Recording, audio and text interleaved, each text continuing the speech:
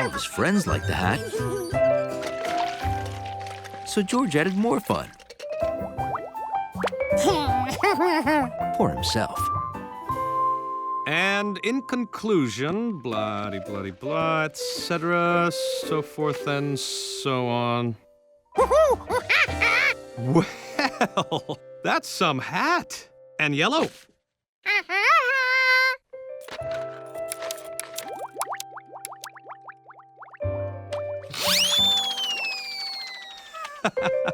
Can I see?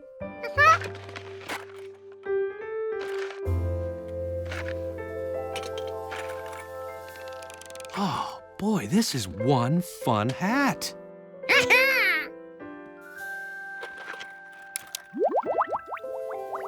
Wow, if I could have had a hat like this, I may never have gotten my yellow one. That was the best thing anyone ever said to George. You want me to have it? This is the best thing anyone ever gave me.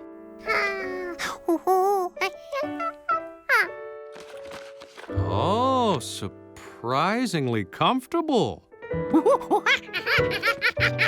You want me to wear it outside? Sure, why not?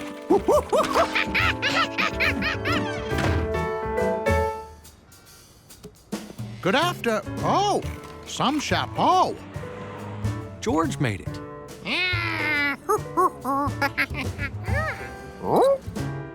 Having people see the man with the yellow monkey fun hat made George feel very proud. Hi, Charky. Oh, easy, girl. Oh, no. I'm late. George, I've got 5 minutes to get to the museum for my speech. I have to make a good impression.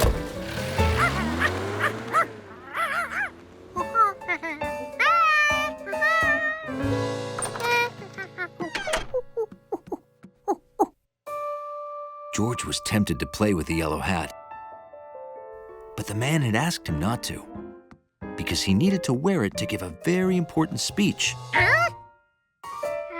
at the museum. Oh boy.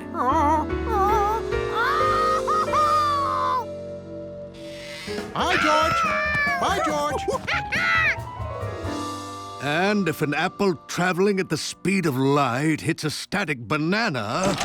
Oh, everyone's here already. Great. Professor Wiseman asked me to speak today about the scientific method.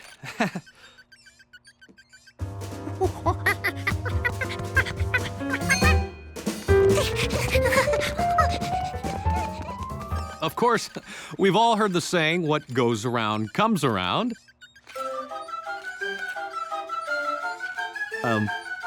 Haven't we?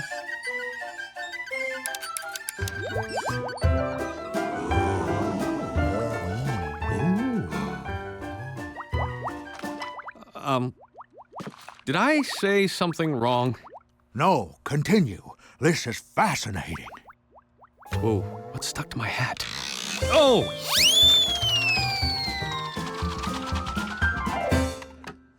I'm wearing George's...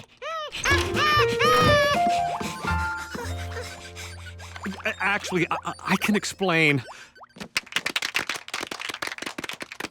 The scientific method is about thinking creatively, taking chances, and being willing to fail. And you made that point very dramatically. I did? Oh, so modest. Now, where can I get a hat like that? Well, George made it. I want one. I want two.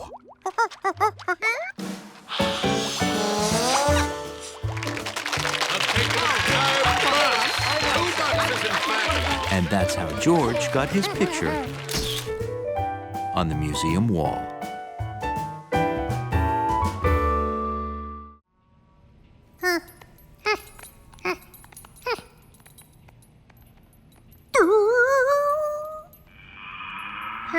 First, George had to figure out exactly where that noise came from. Except it seemed to come from every direction. Hundley didn't feel dignified, but he didn't feel scared either.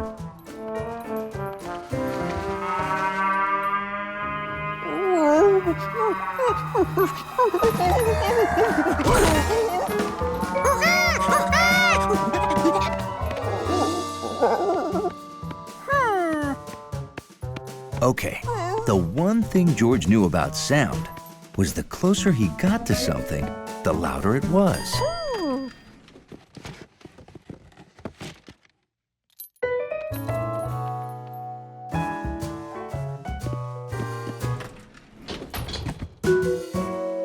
But how could George get close to the creepy noise without getting close to the creepy noise?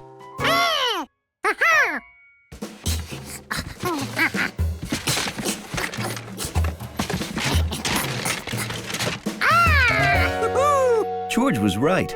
You should save everything because you never know when you might need it.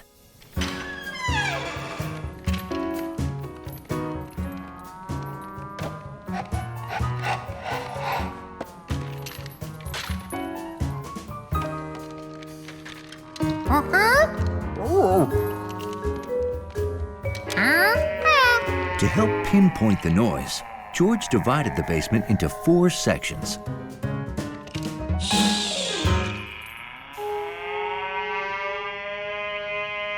He recorded the creepy noise in each of the 4 sections.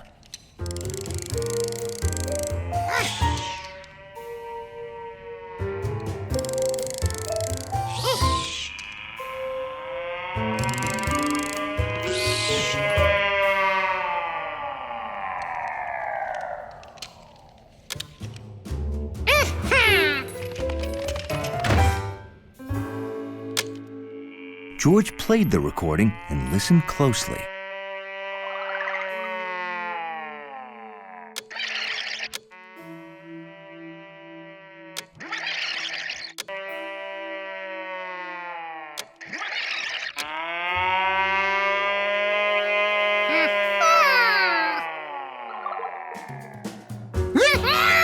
Now they knew the noise was coming from the part of the basement near the boxes.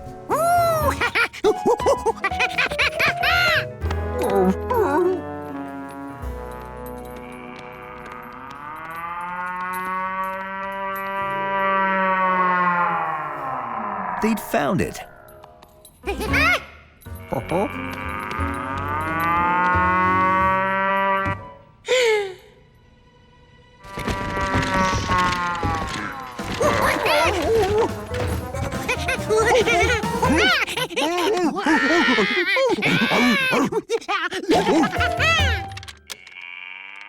Oh my! What a creepy noise! Yeah, I guess we should go down and take a look.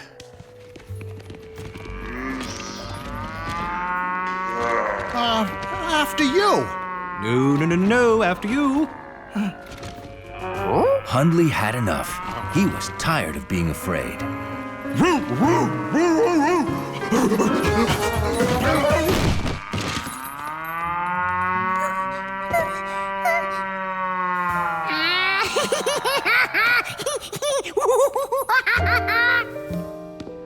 This is a cow. Cow. Yeah, Moo. Aw, Hundley must be the bravest dog in the city.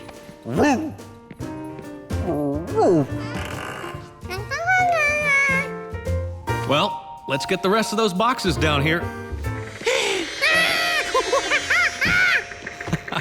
Haven't you learned noises are nothing to be afraid of? You don't you?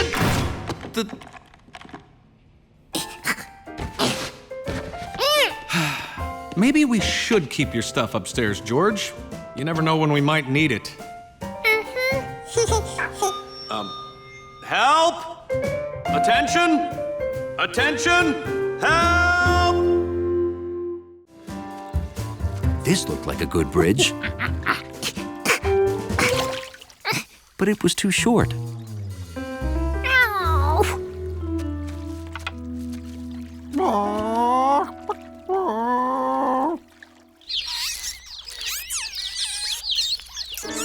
George was getting so hungry, It was hard to think.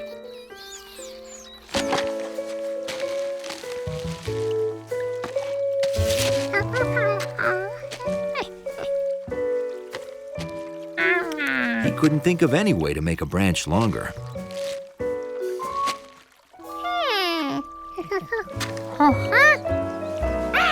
He could make this longer.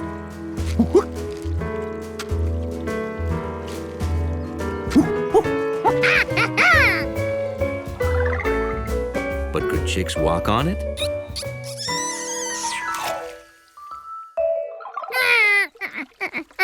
He needed something wide and flat.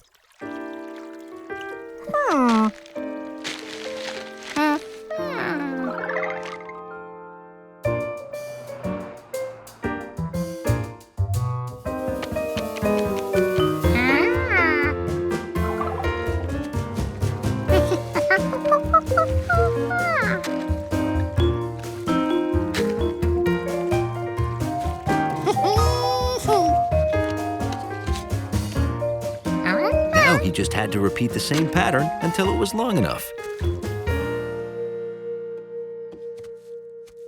Am I the first one here? Ooh! Are you making cocktail wieners? Yep. No toothpicks? It's not a proper party if you don't pick up small food with toothpicks. I know, Bill. George will be back any minute with plenty of toothpicks.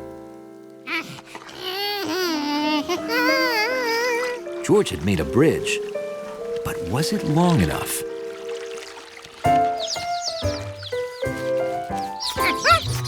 Now all the chicks had to do was walk across.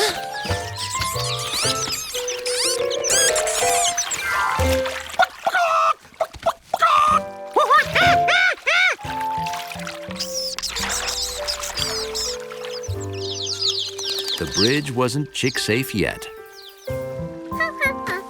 What could he do to make it safer? That bridge had sides made from triangle shapes.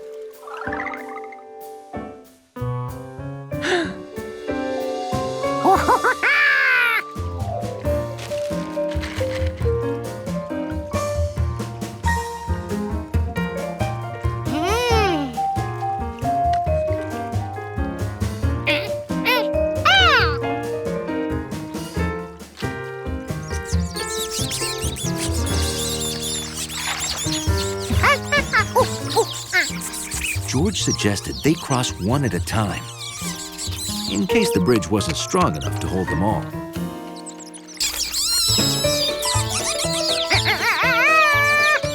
But the bridge was plenty strong. It even held a whole hand.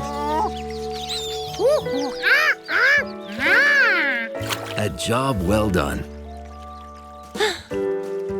George could now rush home with the marshmallows, toothpicks, and cards.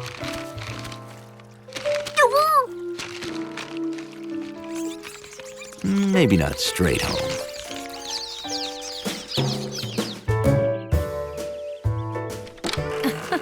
That must be some party if you need more marshmallows, toothpicks, and cards already.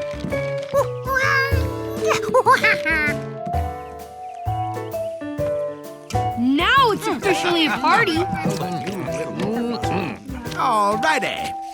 We're going to play Go Fish, yeah?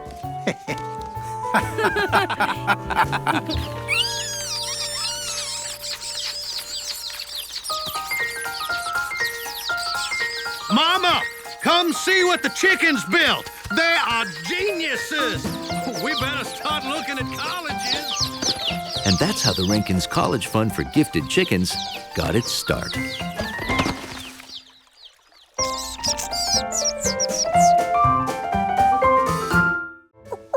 To make a periscope, he needed something long and hollow.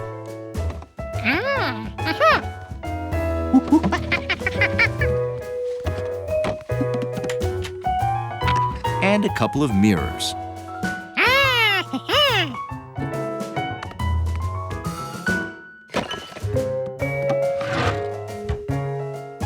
And some scissors.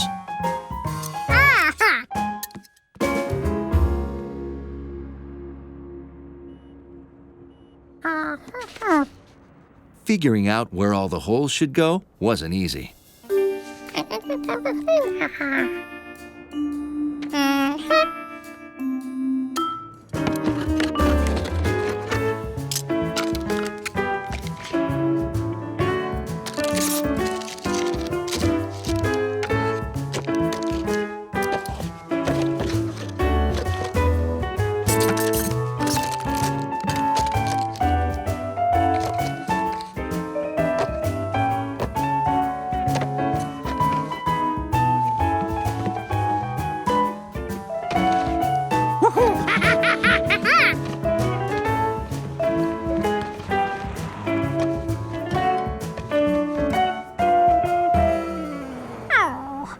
It took a while to get the angle of the periscope just right.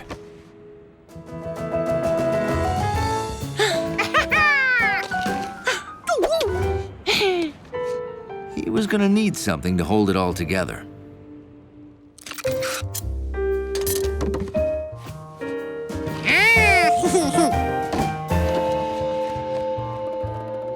At last, 00 Monkey had his spy periscope. And not a moment too soon.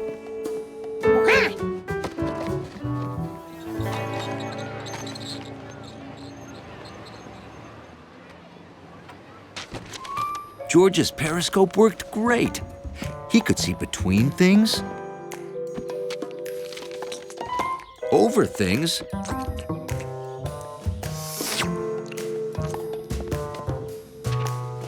and around things. Nothing was too hairy for his periscope.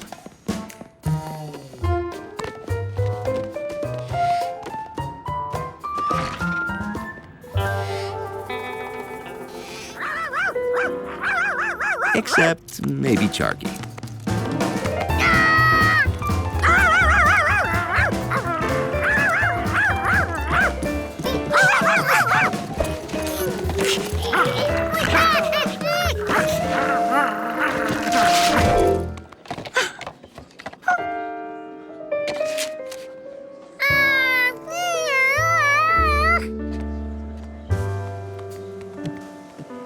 How could he keep his eye on the man with the yellow hat now?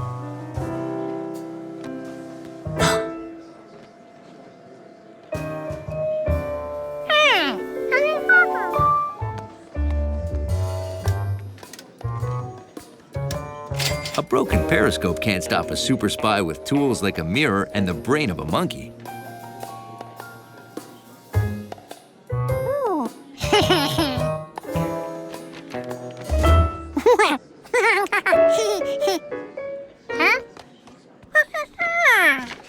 You wouldn't be a spy monkey, would you? Did you make this? Wow, this is very good. Really? But you know, it's not nice to spy on people.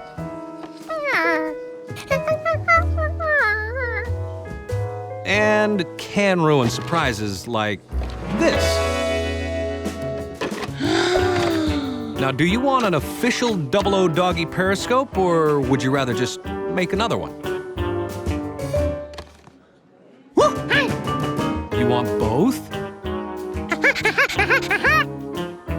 When you're a super spy monkey, you need lots of ways to keep your eyes on things.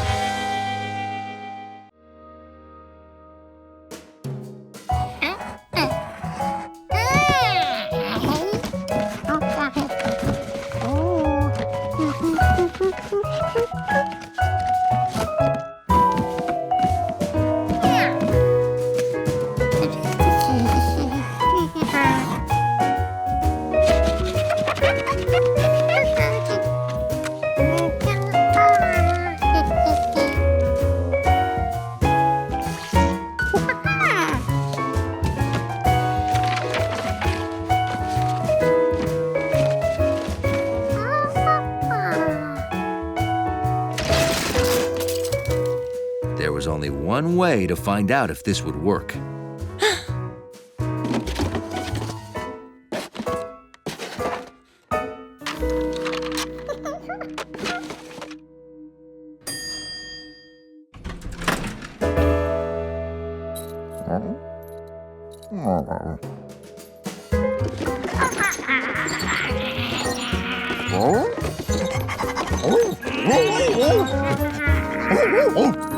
It worked.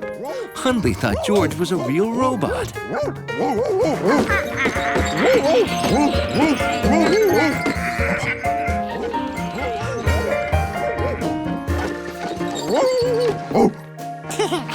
Being robotic for a whole hour was tiring. George was ready to get out of that thing. But he didn't want to ruin it for Hundley by letting him see the robot wasn't real.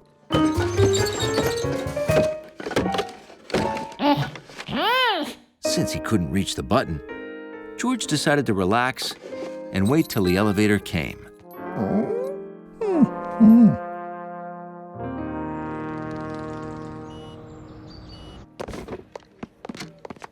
Oh, no. I must have left the XF-17 at home. It's my favorite, too.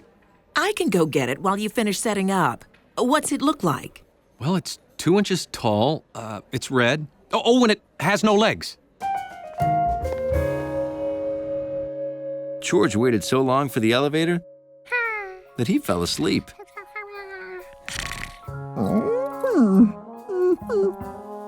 Oh, hi, Professor. Hi. I just came to pick up a small red robot. You mean the one in the lobby? He said 2 inches tall, but I guess he meant 2 feet.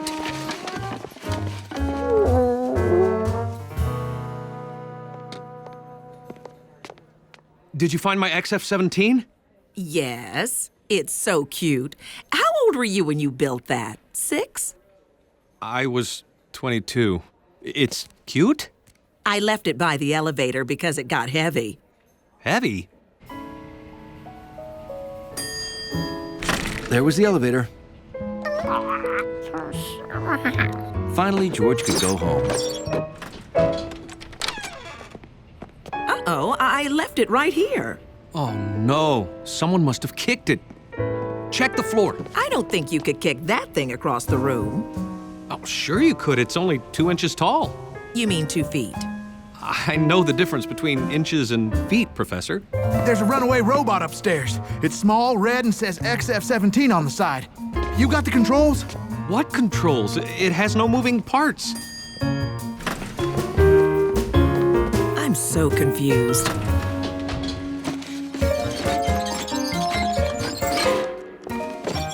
This sure didn't look like home.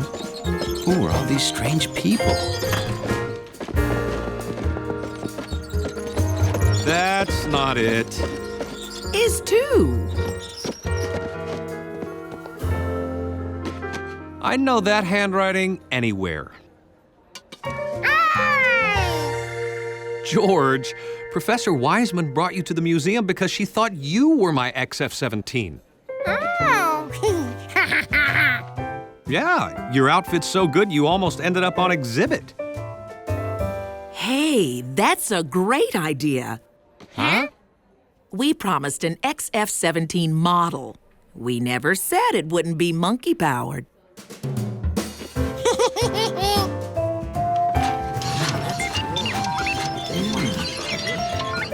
And that's how George became a museum exhibit for a day.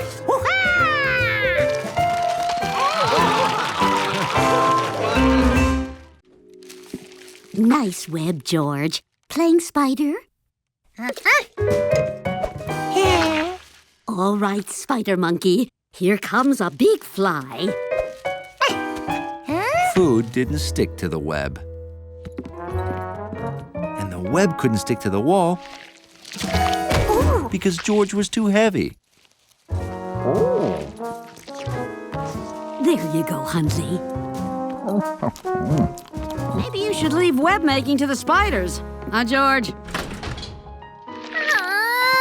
Don't worry. We'll clean this up. You get those to the park. Hurry. Hundley, don't lick the giant spider web. You don't know where it's been.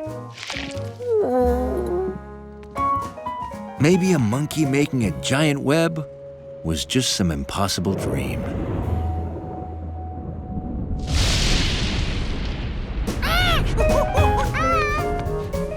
All that mattered right now was getting to the man with the yellow hat before it rained. Oh no, this is gonna be ruined.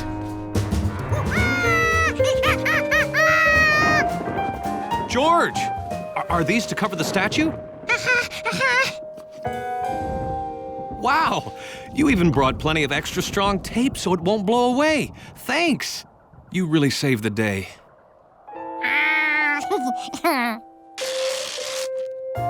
Did he say extra strong tape? You want that? Sure, I have plenty. Maybe George didn't have to give up on his monkey web yet. Here was a chance to see how an expert did it.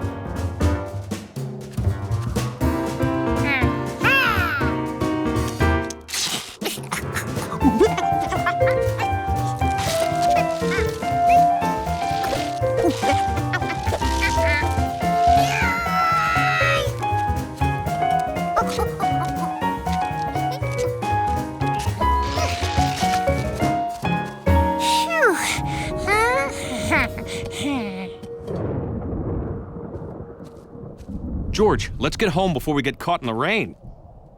Oh, hey, what's this?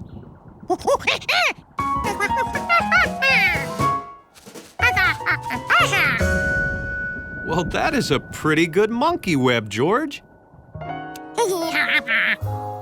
It looked good, but could it catch anything? No!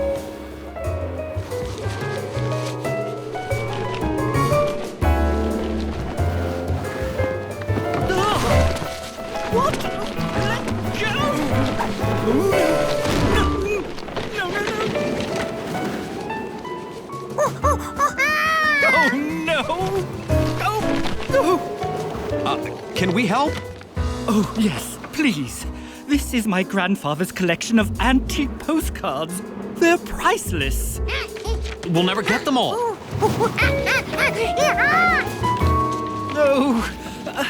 Oh, it's hopeless. The museum wanted to display them. Now they're going to be lost. Oh my, what luck that this big, sticky web thing was here. Oh, that wasn't luck.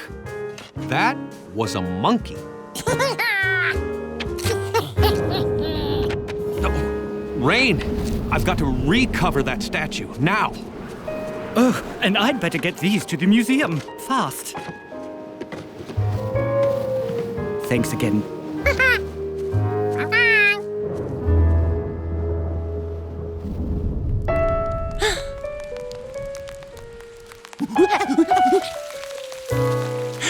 The spider webs had to be saved from the storm, too.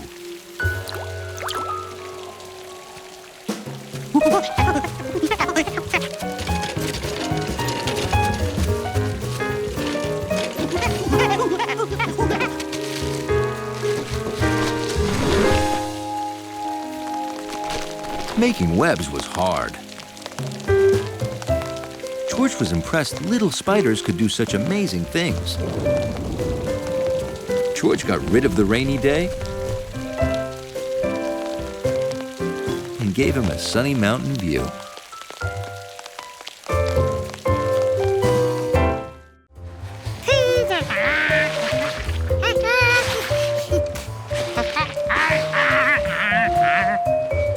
I am very impressed, George. What do you guys think?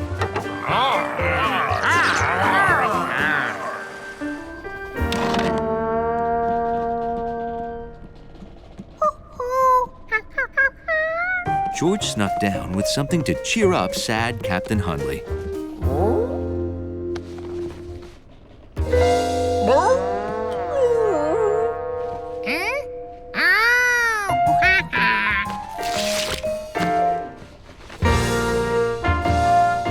That flag always reminded the bold captain how dignified his ship was.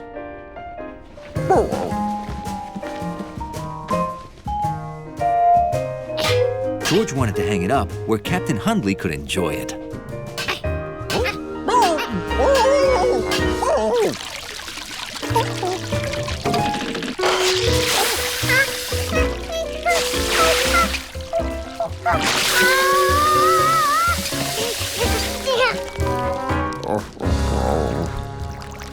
Then, George got an idea about how he could really help Captain Hundley.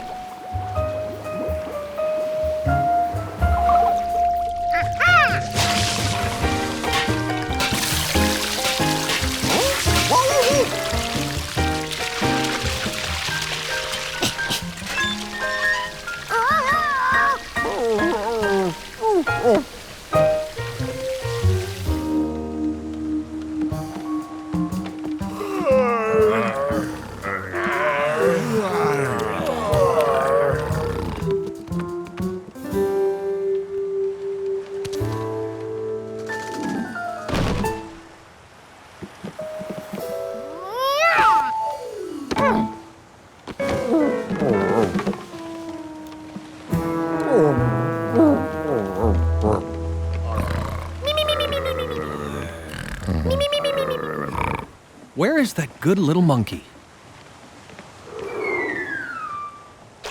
George, are you down here? Oh, my goodness. I mean, Wake up! Put on life vests. We're filling with water. Sinking. We gotta get back to our own ship.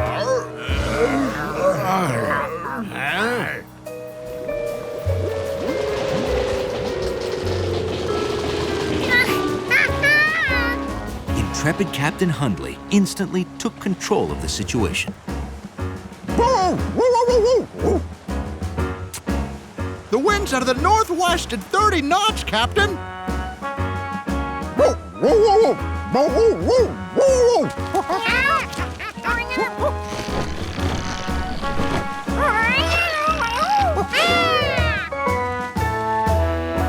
Captain Hundley used the wind perfectly, and they set sail.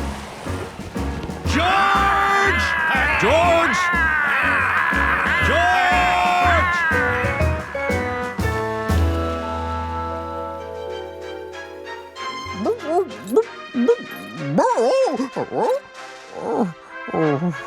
Oh, what's up, boy? Have a scary dream?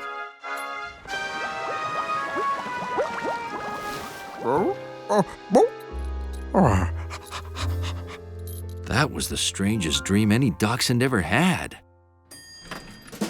After thinking about sinking, Hundley thought that maybe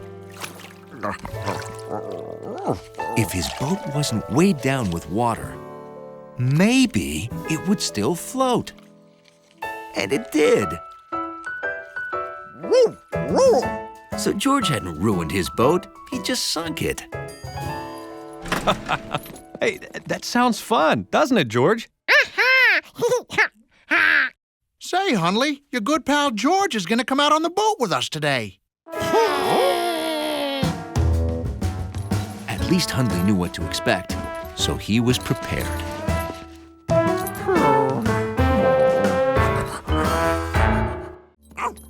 Hundley didn't really understand what was going on. He was having too much fun. Do you want to go for a walk?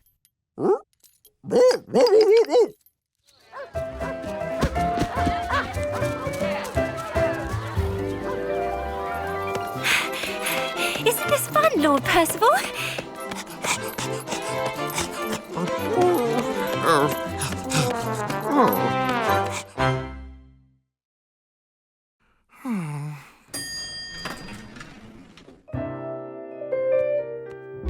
The lobby just wasn't the same without Hundley. All that matters is that he's happy.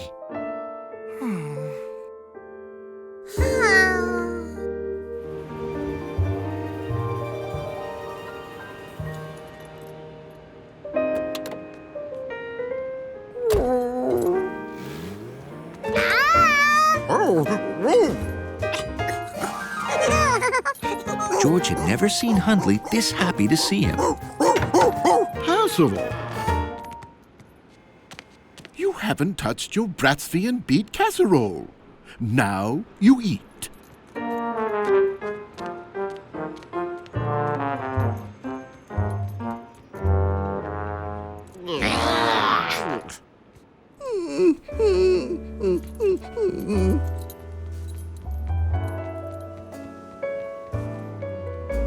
How could Hundley be unhappy? This was where he belonged. Or was it?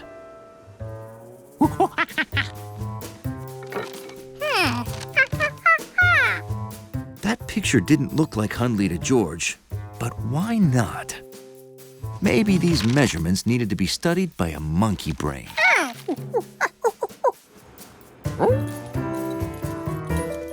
That dog was as high as the third boot buckle. Was Hundley?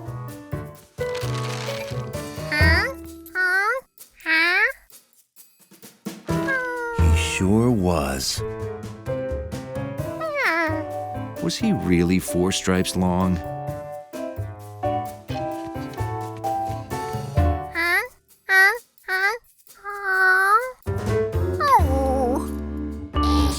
That guy must have had some strong neck muscles to wear this.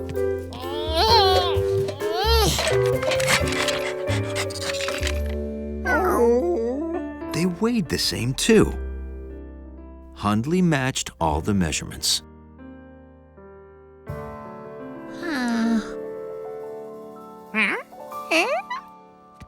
George never noticed that mark on Hundley before today. It smelled like jelly. Percival? Are you all right? There was no time to look for soap.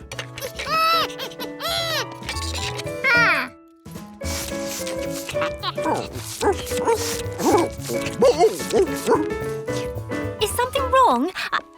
Fuzzy monkey! Ooh, do I get him too? No, Your Highness. Now he will go.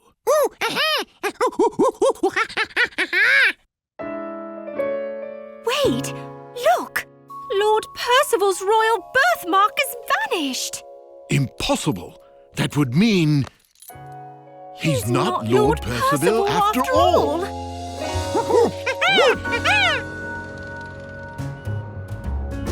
So, we made a mistake.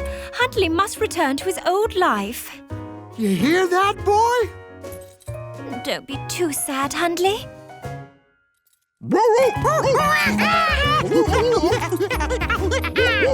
Well, don't be too happy either. Please accept our gift of the Royal Bratsfian Leek and Gravy Hoagie.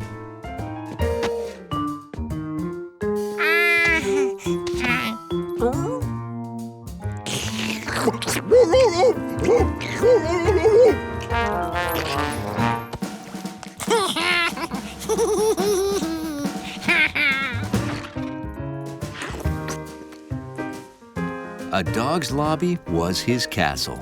And for Hundley, even better than a real castle.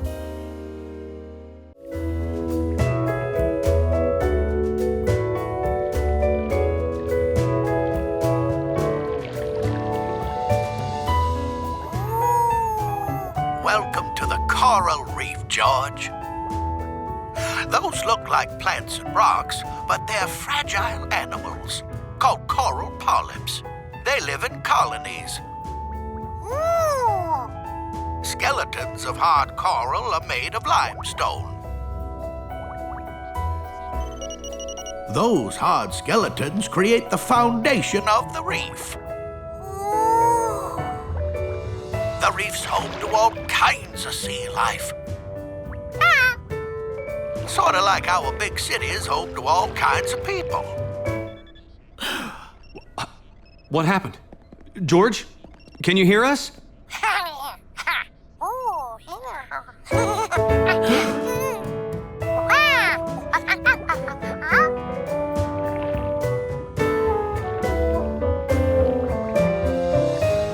The coral reef was so much fun, George almost forgot why he was there.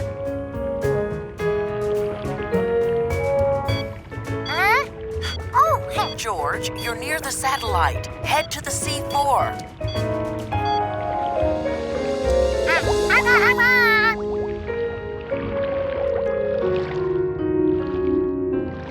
Can you see it?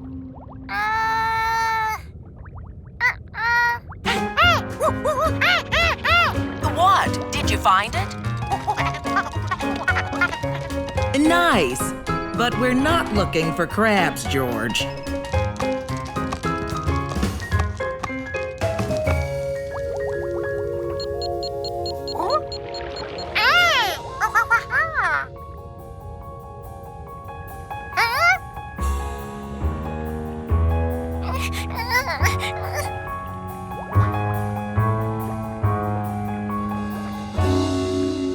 Are those sharks? Those are small reef sharks. They're not interested in monkeys. The coral reef supplies them with food.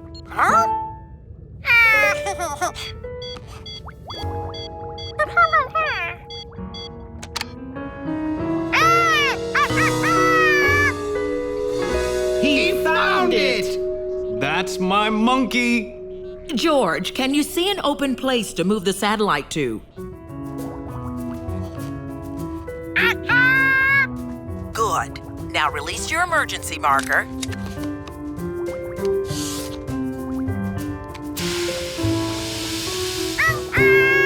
I'll fly over and drop you a line.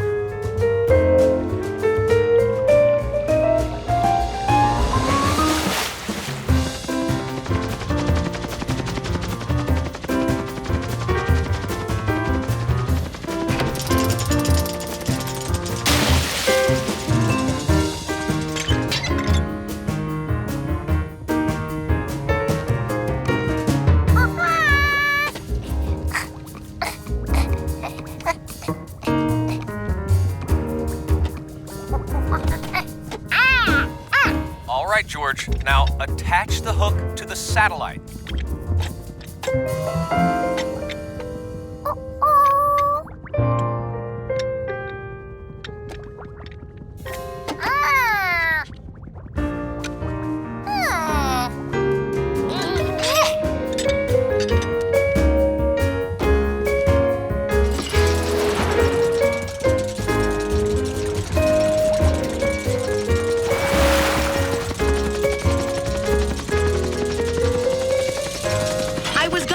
Up one at a time, but this worked too.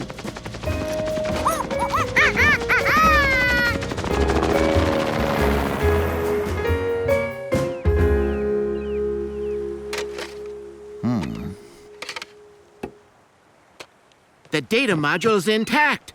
Our research is saved. Thanks to George. George! Yep. Flying in a helicopter was fun. But George liked exploring the ocean better, because in the sky, there are no sea turtles.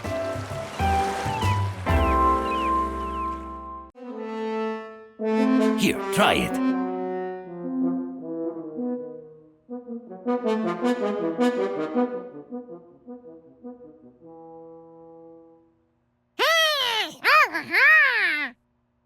You can practice with this.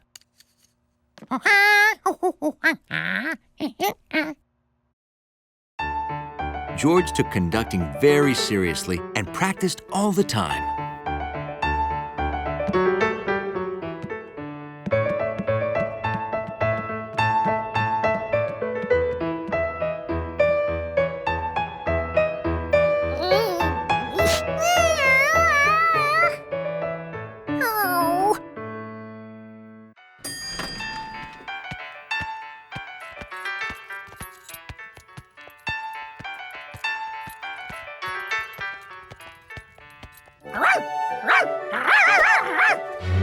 He felt ready to conduct just about anything.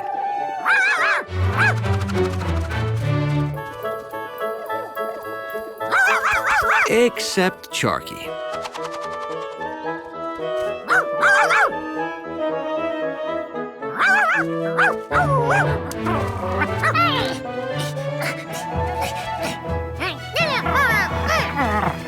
No, Charky. That's not yours. Here's your toy.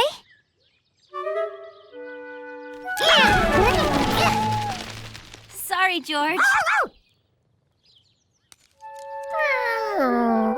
Now George knew why there were no dogs in symphonies.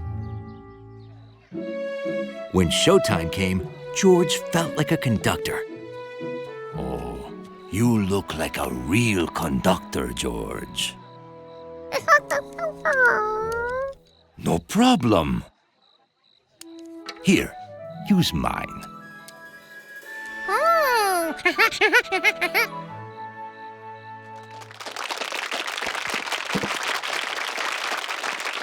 Hey, George.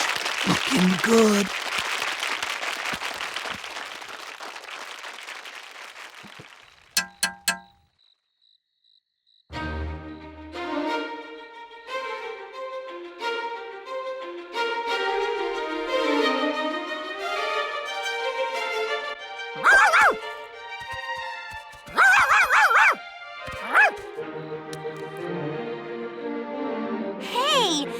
George leading the band? I saw him out here yesterday conducting pigeons. Where'd it go? Rats! I didn't see. Sharky will find it and bring it back if we wait here.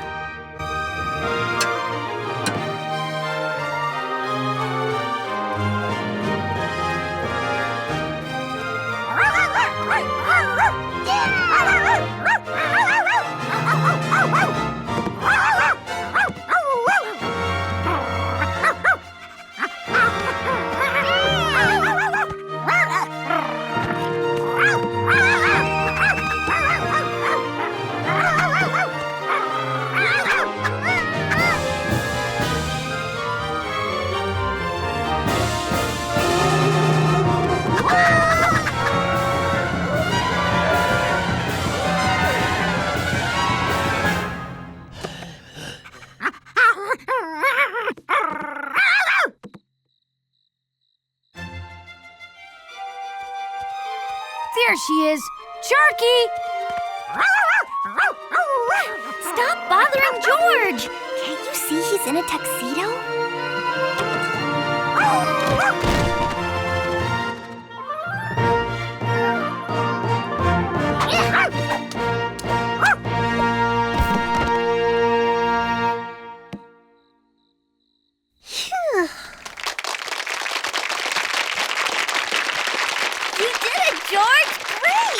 Go, George! Bravo! Bravo! Two things George learned from that experience.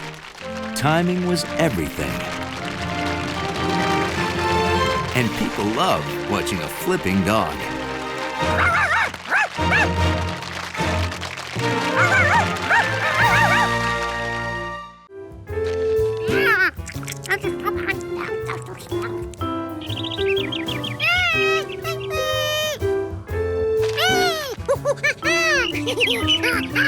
George, right now the important thing is stopping this balloon. Maybe those sandbags were the balloon's anchors.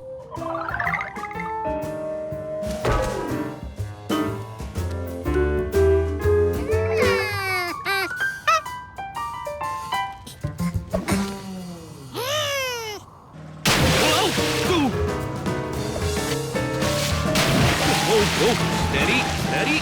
Well, I'm trying, but I don't want those bags to hurt my boat. Hey, Clint, you know you can't park here. Loading zone. Don't drop anything else. It makes us lighter so we go up. We need to be heavy to go down. Officer Wint, my monkey is floating away with the boy next door. Climb on.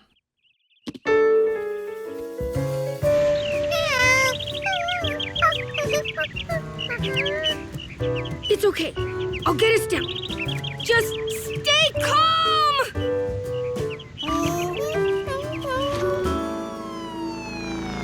Okay, they're just ahead. Easy. Let's try again.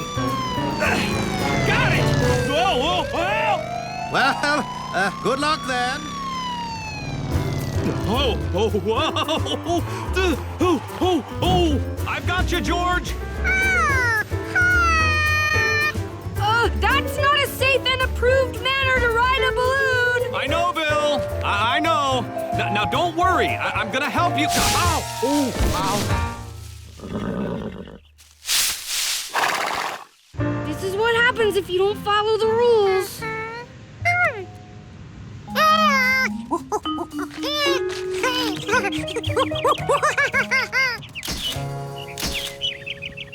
The wind's getting stronger. You can tell from that flag down there. It could be worse. At least the wind's not blowing us toward the ocean.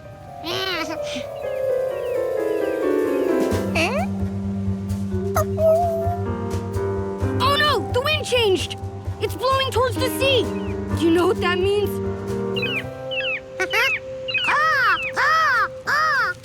Well, yeah, seagulls. But also, we're gonna float across the ocean, and I don't know how to stop us. We're probably landing in some other country where I don't even speak the language and hate the food. I want to go home. I wish I knew how you city kids stay so cool under pressure.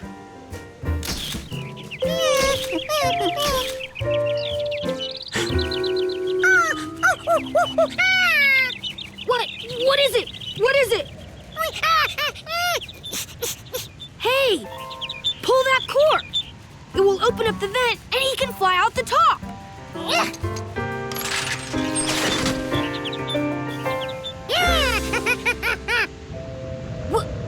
We're dropping. The vent, it lets hot air out.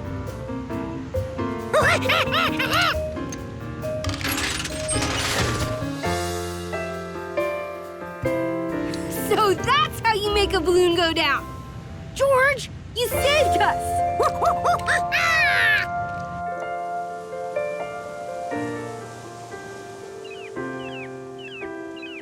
Oh no, the wind's picking up. We're gonna land in the ocean.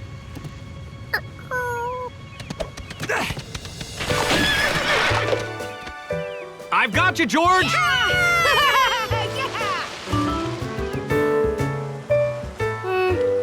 was a little worried, but there's a proper way to worry without panicking. My camera! Oh, I forgot to take pictures. That's a great one. George, you took the pictures for me.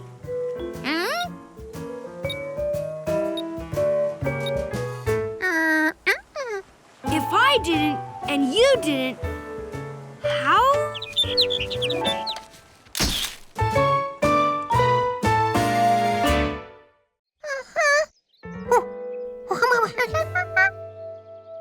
Oh, city kids don't have compasses, huh? A compass helps tell which direction you're going. Well, it always points north. You figure out which way you want to go, and you can tell where you're facing because you always know which way is north. Oh, yeah! That'd help you. Why didn't I think of that? Hey, can I have that dirt? Ma Bunny dug holes all over the lawn, and Dad says I have to fill them up.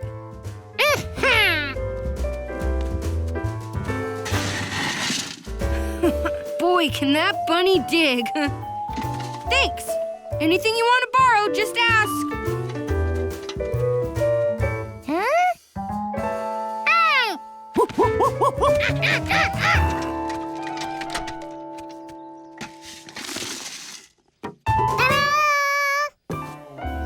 What? You think of something you want to borrow already?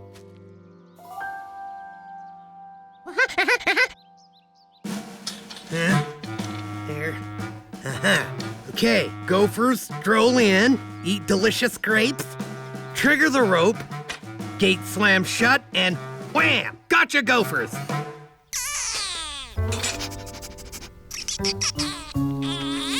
Ooh. Hey, Gophers, come on in. Here, have a delicious grape. Oh, no,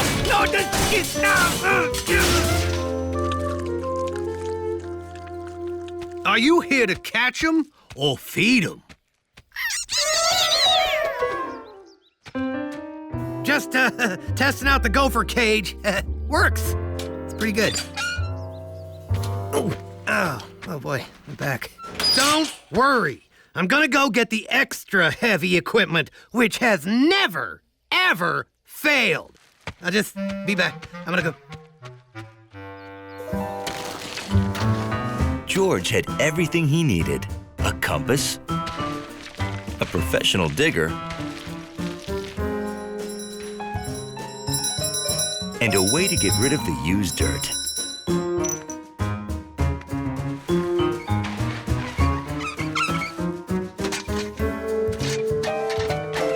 All he needed was enough time.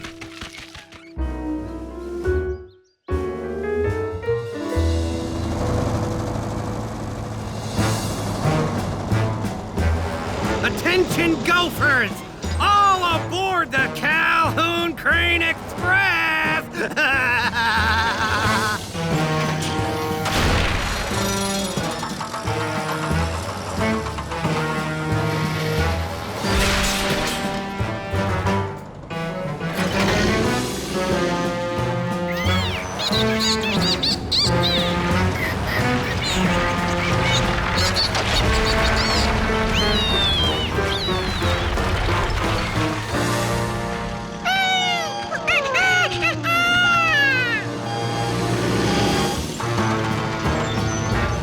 You can't hide anymore!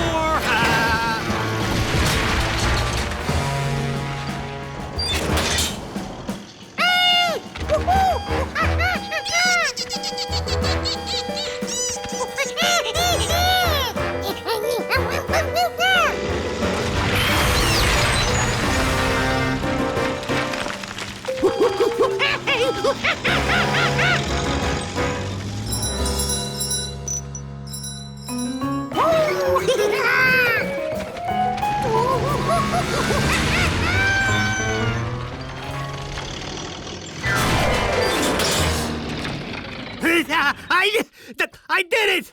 I caught you, you grape-stealing monkey! I've got you, George! Calhoun, I have decided the Gophers aren't as annoying as you. You go. The Gophers can stay. Oh boy.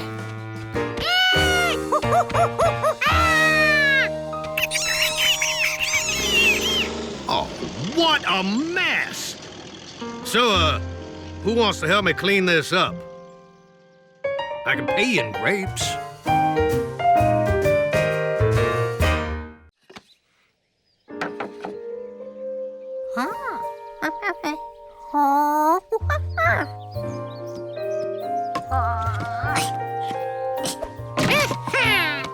This wood was as long as the floor, which meant he could do this. Score another one for Monkey Brains.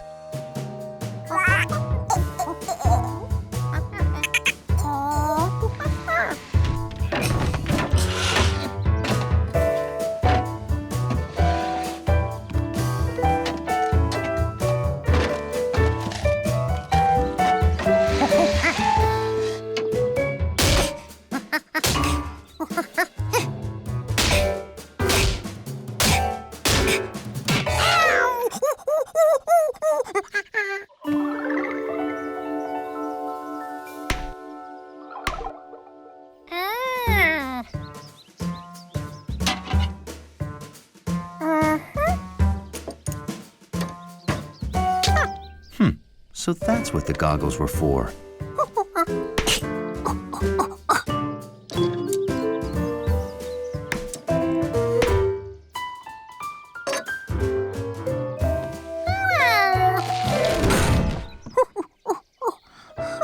This wall needed something to hold it up while he nailed it down.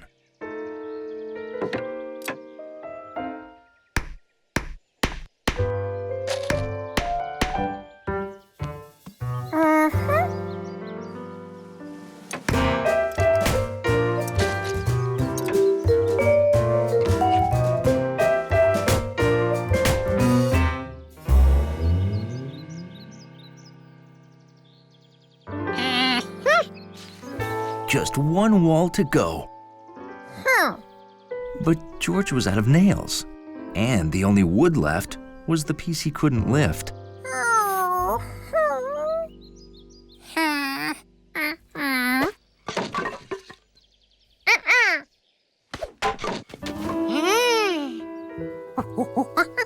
Luckily, Mrs. Rankins told him he could have any wood he wanted.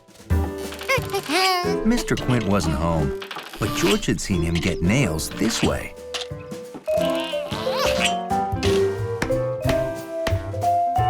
George figured a treehouse didn't need a wood roof, especially since he was out of wood.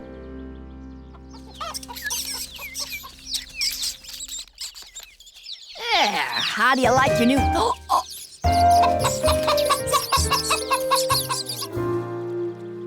All fixed and solid as a roll.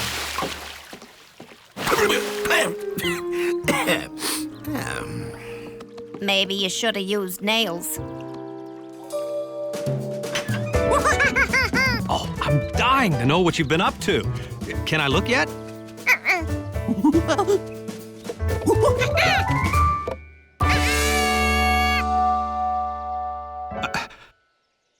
What is it? Is it a house? I mean, it's a house. You built your own treehouse. Wow. I am very impressed. Say, where did you get all the wood and nails George! Did you take my chicken's wall? George, did you take nails from my dock? Because, look, I'm wet. Oh, I'm sure it was a mistake. He'll give everything back. George? Before he'd had a chance to make even one house rule, George had to take his treehouse apart.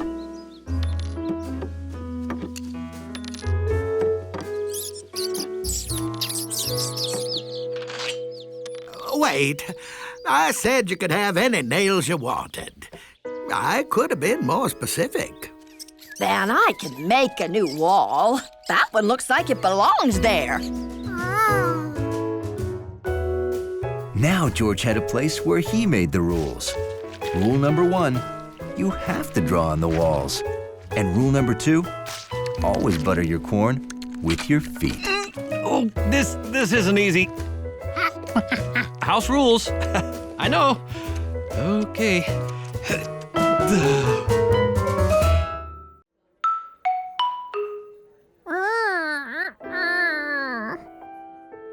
The notes didn't climb stairs anymore.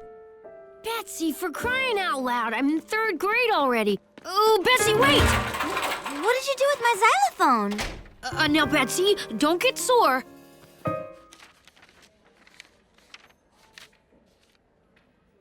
I don't know.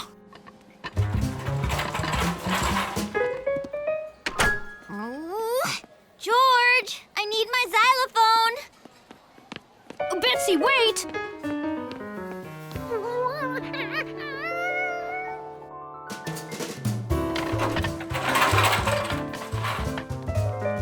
George was so desperate, he tried everything.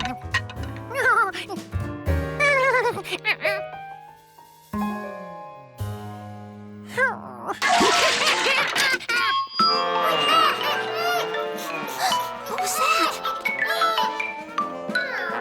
My xylophone! George?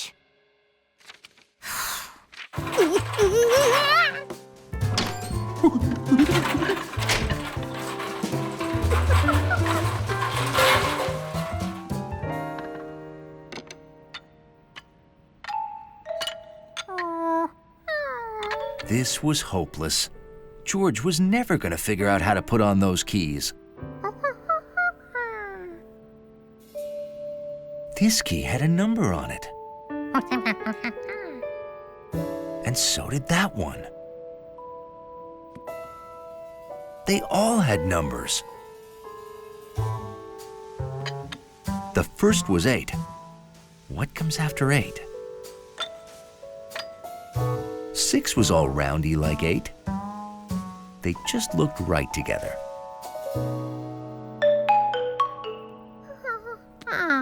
But they didn't sound right, and time was running out.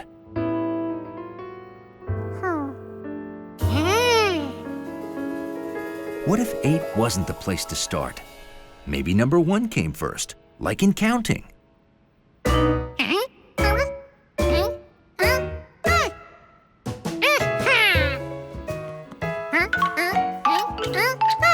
George could count to 5, and the clock helped him get to 12.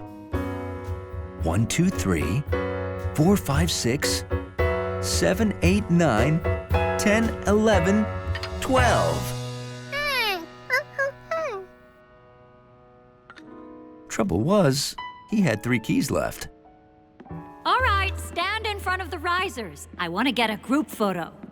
Oh, but Aunt Margaret, I have to find George and my xylophone. Oh, this'll only take a second, dear.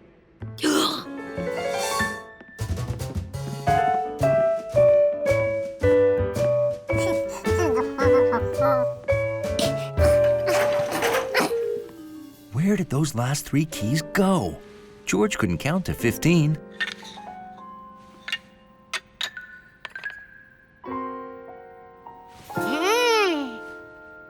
Each key was smaller than the one before it. Maybe... Oh!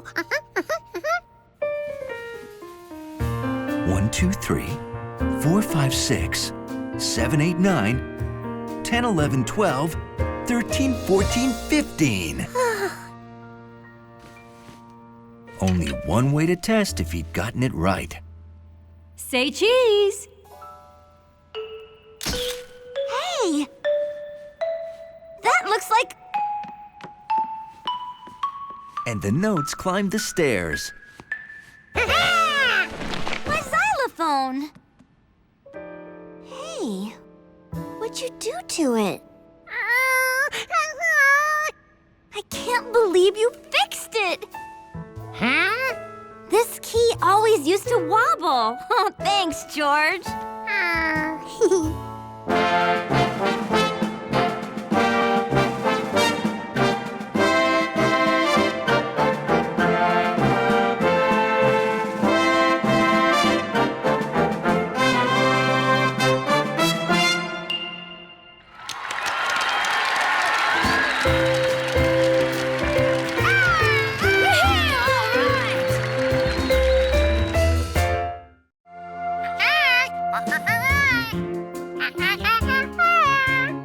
I know. My job is to push this button and let you back inside.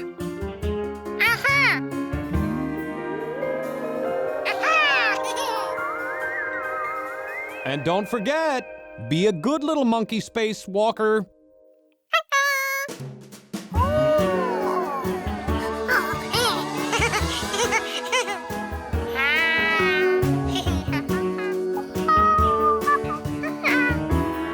There's nothing a monkey likes better than a spacewalk.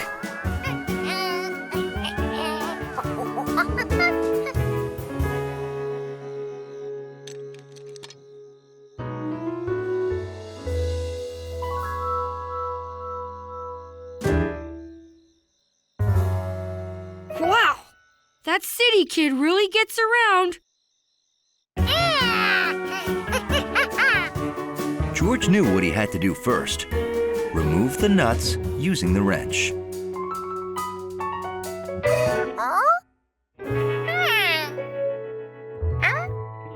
Why didn't it move?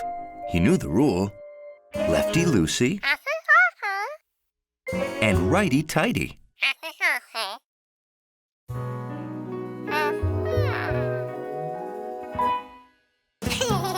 He wasn't the first monkey to mix up his loosey and his tighty. Just the first one in space.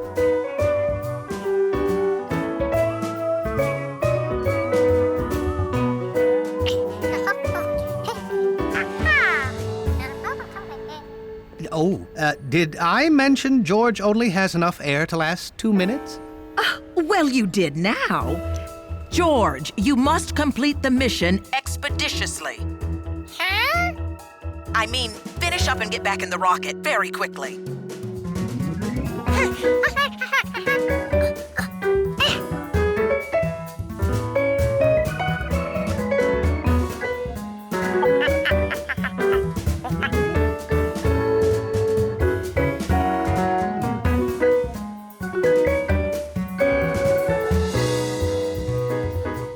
Putting replacements in was pretty easy. And then it wasn't.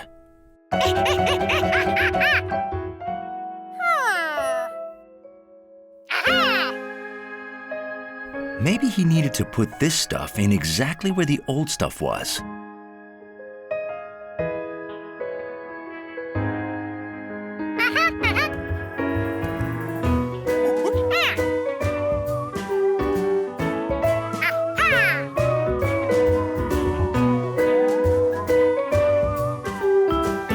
Oh no, this last hole was a completely different shape. George, you need to head inside now. George? I'm going out there after him. You can't. You don't have a tether. Oh, boy.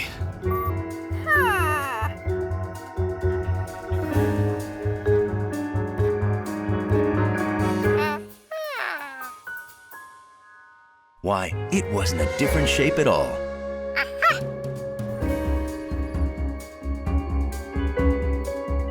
Now he needed righty-tighty. George, you have only 5 seconds of air left. That's it, I'm going out. No, you'll float out into space.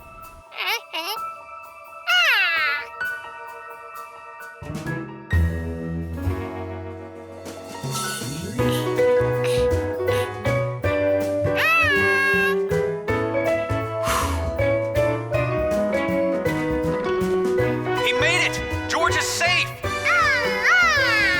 Yes, George! George did it! The telescope controls work again! Great work, guys. You're coming home. Oh, it wasn't 2 minutes. It was an hour and 2 minutes. My mistake.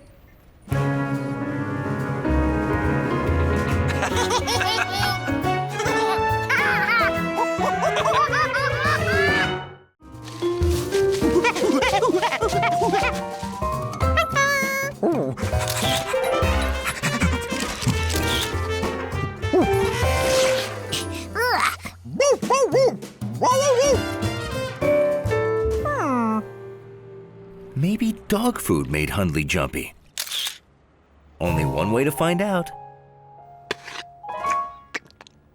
George didn't feel any different, so it wasn't the food.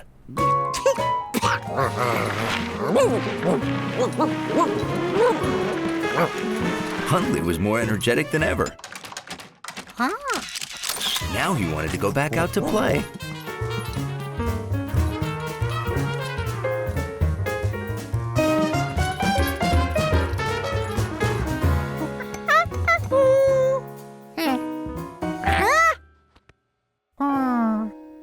Was Hundley pretending to be asleep? Or had his mood changed again?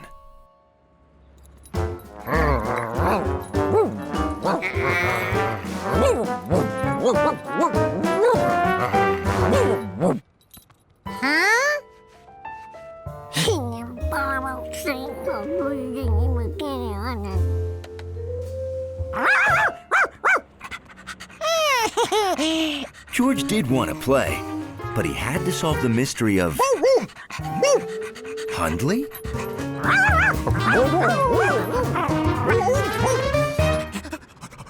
This was too much.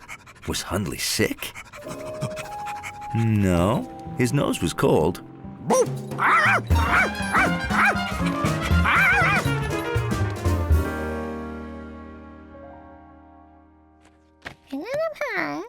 He sorted his photos into 2 groups. Quiet, normal Hundley, and lively, unusual, un-Hundley. He didn't even know what he was hoping to see. Then, he noticed something.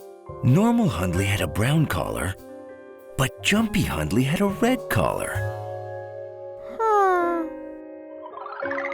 Charky jumped around a lot, and she had a red collar too. George had the solution. Red collars make dogs jump more.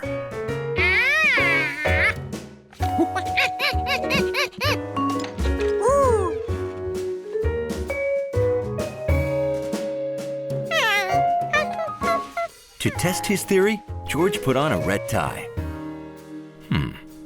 He didn't feel different. He couldn't jump higher. Maybe it only worked on dogs.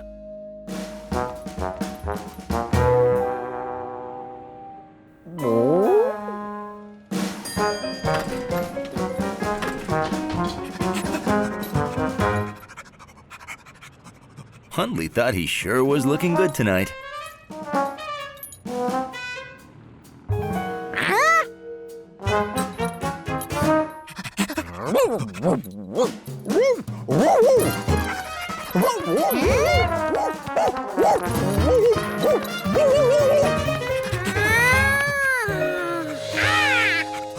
That explained everything.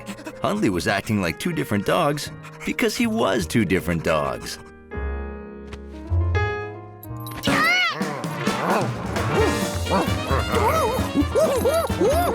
Hundley! George? Doxy! I've got you. I'll take her, my poor little Doxy. Oh, yes, she did. This is my sister, Dorothy. Doxy has a way of getting loose.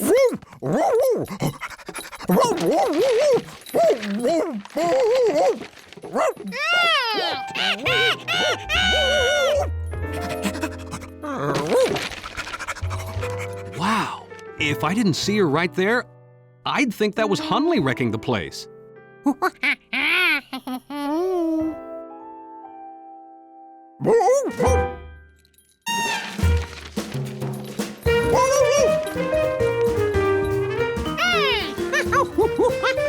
George was having so much fun with Doxy. Maybe someday Hundley would meet a monkey he could have fun with too.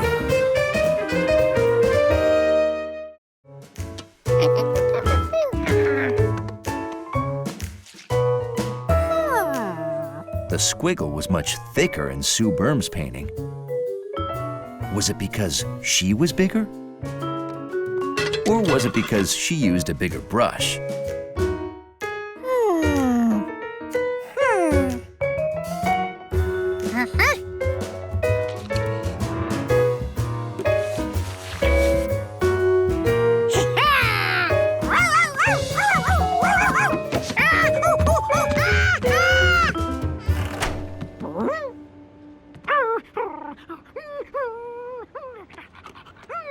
George needed to paint a lavender blob, but he had no lavender paint. Out here, Mr. Glass.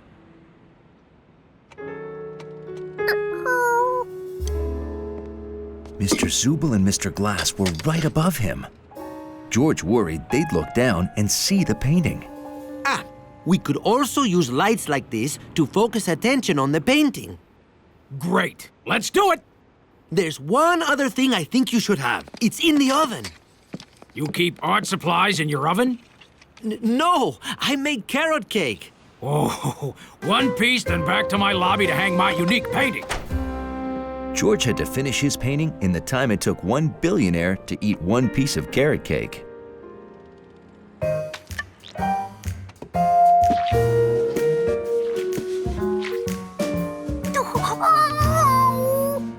Blue was the closest color George had to lavender, but it was wrong.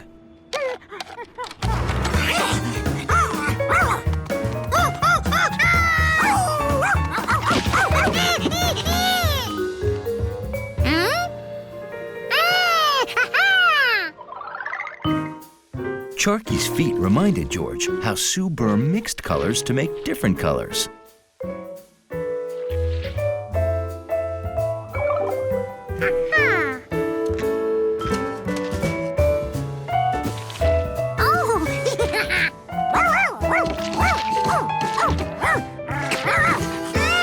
Sharky hadn't made lavender, but she had made black.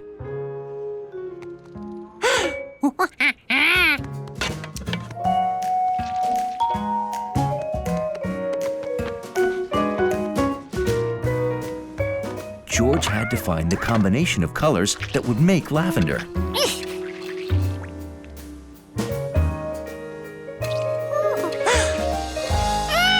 White turned the color lighter.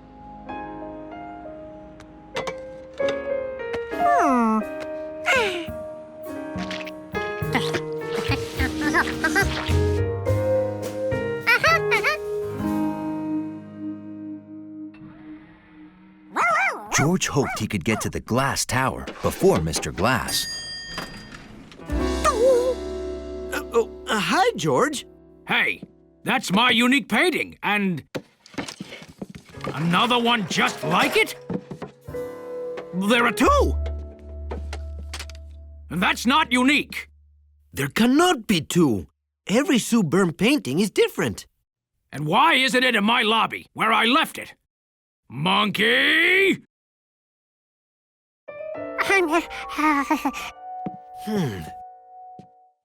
They're almost identical, but this one has Sue Byrne's nose print.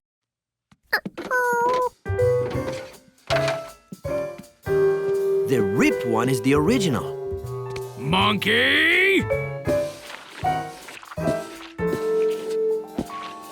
Hold on. George, did you make this copy because that one ripped? It's almost perfect! You're a good painter, George! Wait. A painting monkey? A painting elephant? Are you thinking what I'm thinking? Well, of course not. Because what I'm thinking is... unique!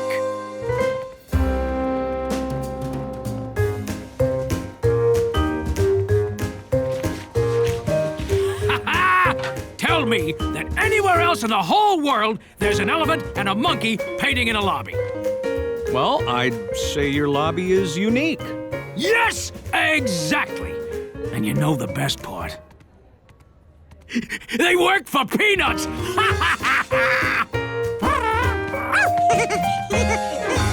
First, he'd need someone who could distract the women.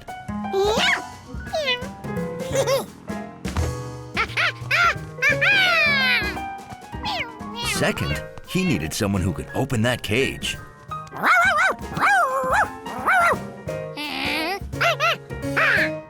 If anyone could open that cage, it was Charlie, the dog escape artist. Next, he had to explain his Hundley escape plan to his team of experts. He showed them where the cages were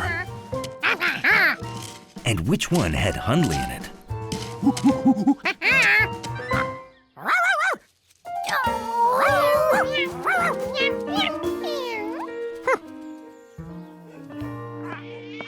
Well, you like the flea bath, huh? You are an itchy fella.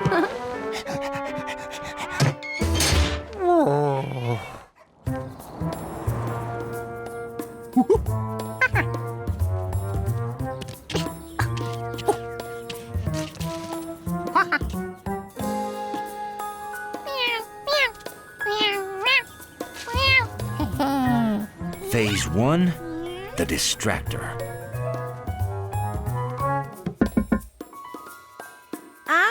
I'm coming. Who is it? Oh, Gwen, you got to come see this. What?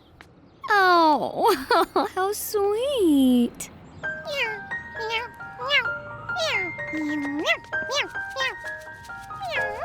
Oh, look at this. Look, I'm gonna eat you up. Well, don't you think that's the cutest thing you've ever seen?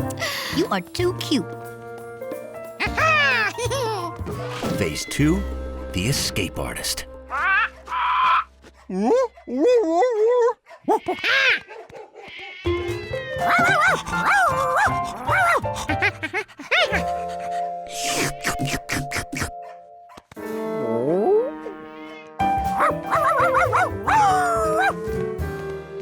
At least phase 1 worked.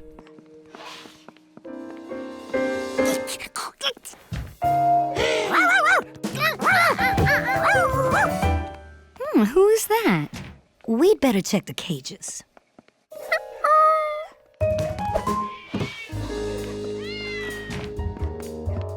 There's no one missing.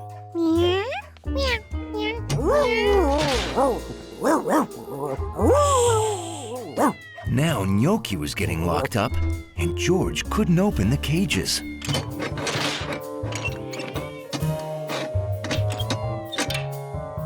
Or maybe he could. Shh. Please. Thank you.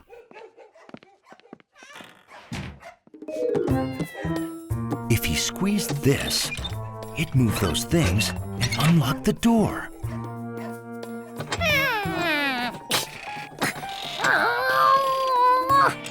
Was he forgetting something? Like the sliding bar across the top? He was so sure it slid out. Maybe he pushed when he should have pulled.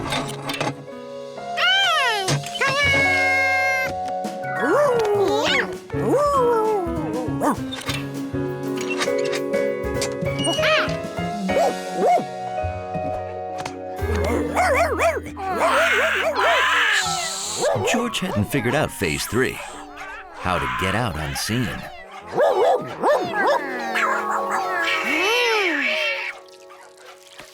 Would you please go see what's upsetting them? Oh, it's just the cleaning lady. Oh, the cleaning lady. Stop her, please. I got to pay her.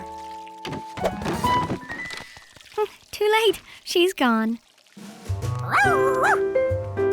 There was one step left to complete George's plan.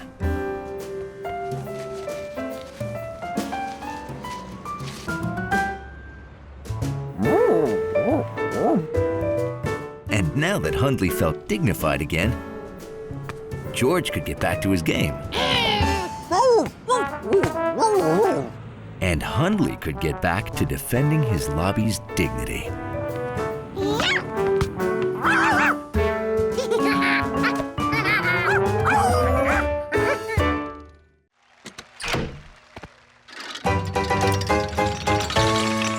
The show went on.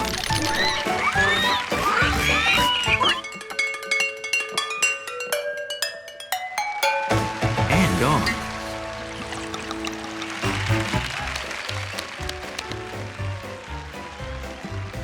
And neither George nor Bill missed a single cue. But the most difficult cue was still to come.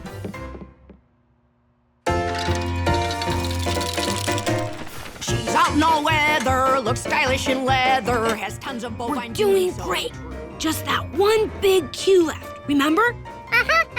It's not her sirloin steaks, it's the milk she makes. How I love to hear 1 confetti, 2 curtain, 3 trapdoor, 4 flat, 5 curtain. Got it?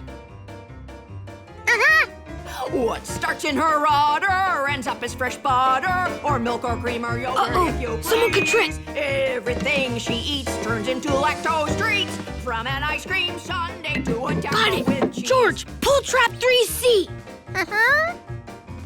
No, 1C.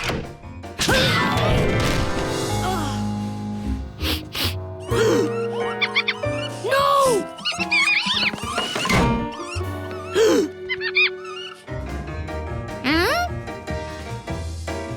That was odd. Bill was usually so responsible.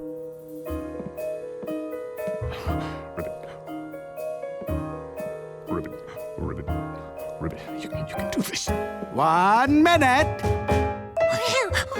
Starts in her udder, ends up as fresh butter, or milk or cream or yogurt if you please. Where could he be? Nice, Skunk. Please don't spray me. Milk and makes her happy, just see her wag her tail. 1,000 squirts, it never hurts when I fill up my pail. Okay, just breathe normally. Whoa! Neptune's knickers. A skunk. Just don't alarm it. George knew the skunk could spray at any moment and ruin the show. But he also knew the show must go on. Don't upset the skunk. He's gonna spray. He's gonna spray. So George concentrated real hard. So whenever you hear mooing, please drop what you're doing and thank this lovely creature here and now. And counted 1, A, B, C.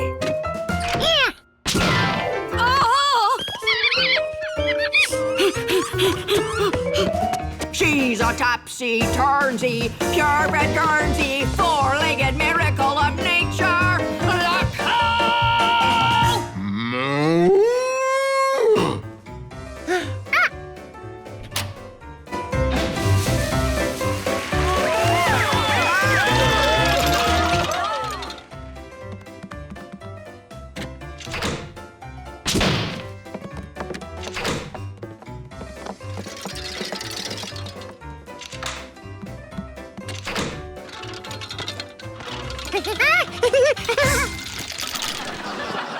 Oh!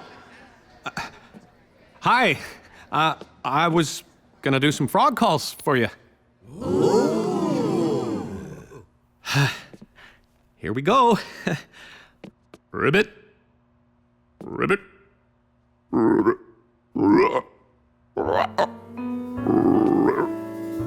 George, you were amazing. Maybe the best stagehand ever. And that's about it.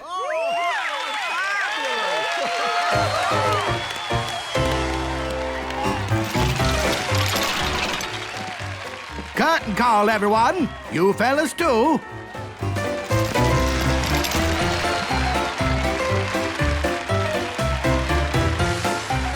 You know, with all the chaos, I didn't have time to think about being scared, so I wasn't. I must say, those were some fine frog calls.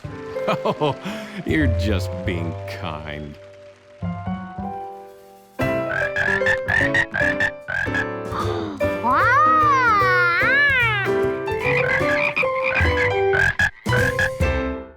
Mr. Auger reconnected the pipes, then had one last thing to do.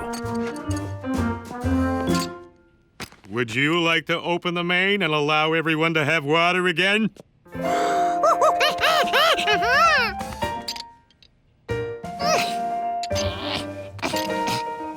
No! Open it!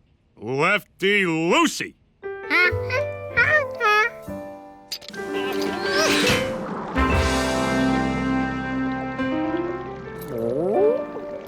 Hundley wasn't sure George should be taught things like this.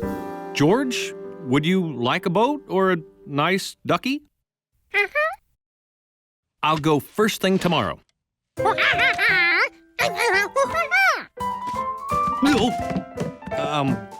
You'll clean up so I can go buy toys now? Remember how to use the dishwasher? First, scrape the food off the...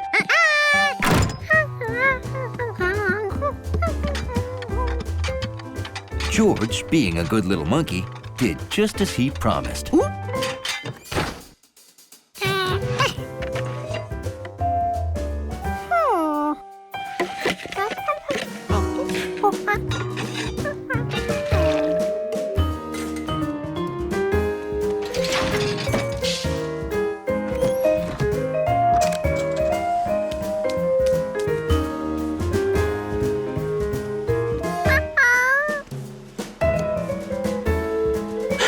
Water was backing up out of the dishwasher this time. Why? Mr. Auger must have missed a clog.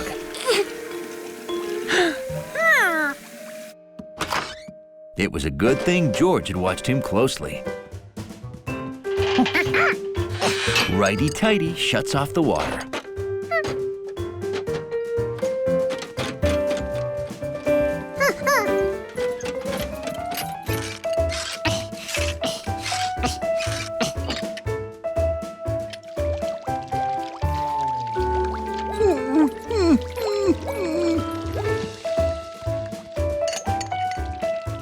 He did everything Mr. Auger had done, but didn't find a clog.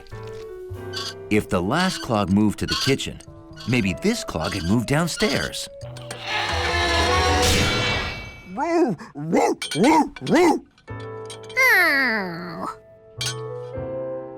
This was too big a job for one monkey.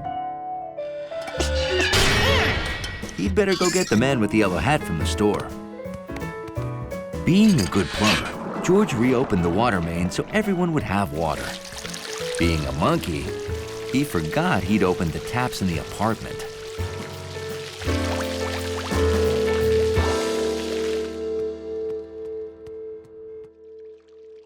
Hundley was relieved. With George gone, nothing sloppy could happen.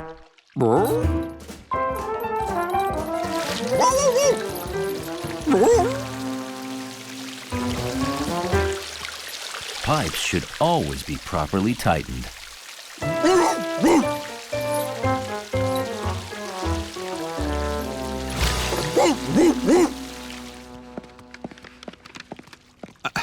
George, when you came to the store and wanted me to come home, Did it have anything to do with the water pouring off of our balcony?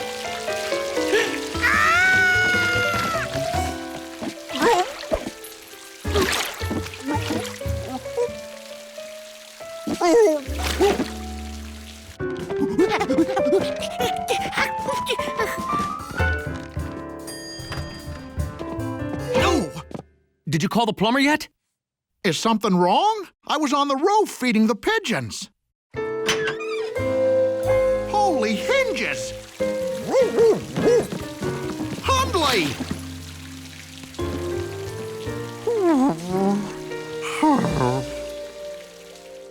Oh, boy. Found your clog. You can't dump food in the dishwasher.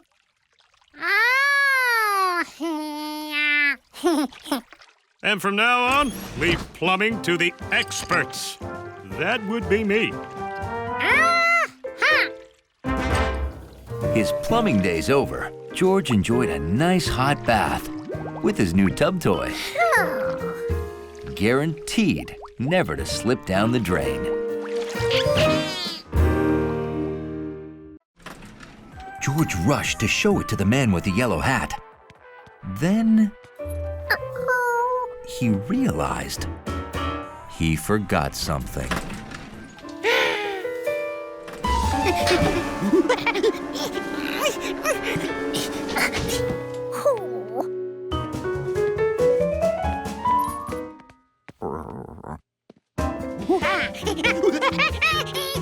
George, what's wrong?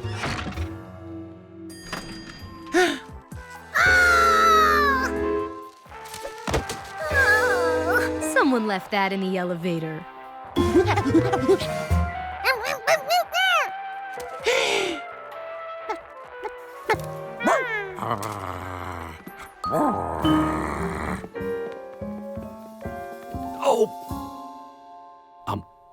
George, did we bring the skunk home in the basket? We have to catch it without scaring it, or, you know. Oh, we can't let that happen. Split up! Catch that skunk! The skunk was pretty confused to wake up in a strange new place, and it really wanted breakfast.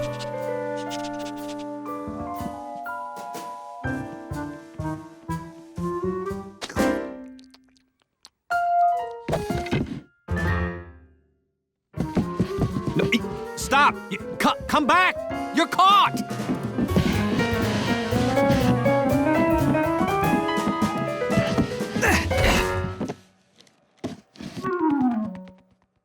Oh, boy.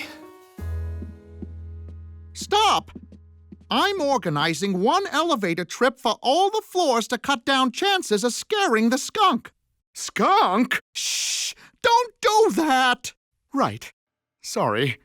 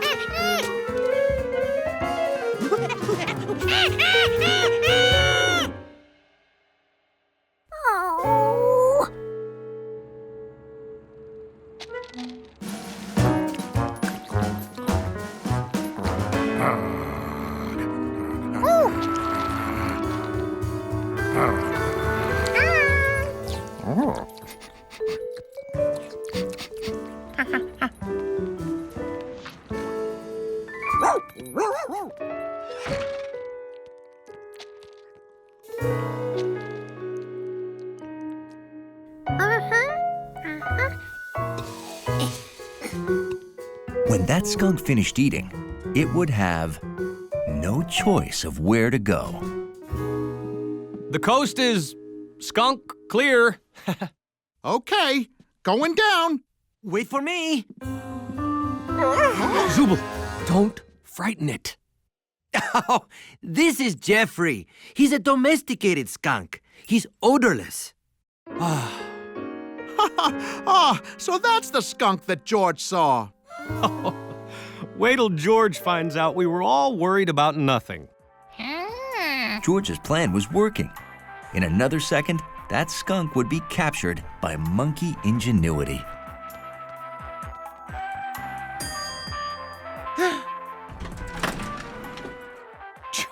George, you didn't see a wild skunk?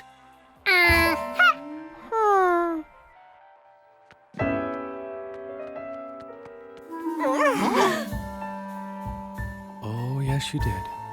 Don't anyone move!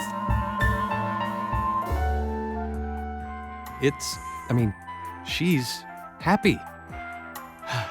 As long as nothing scares her, we're okay. That ends our program of mellow jazz. And now, highlights from the 1812 Overture. Oh, no.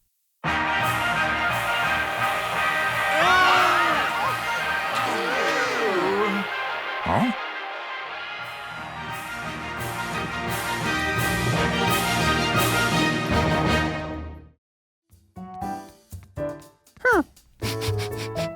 This pillow smelled like Hundley, and then some.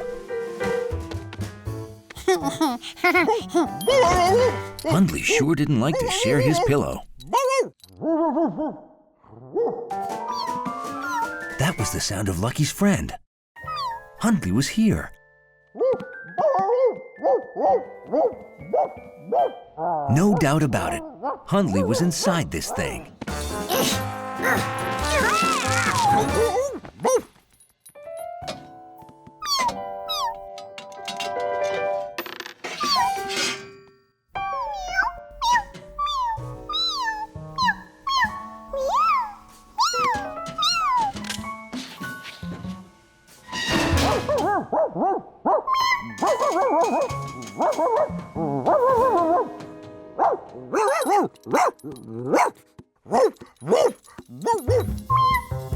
The bark stopped.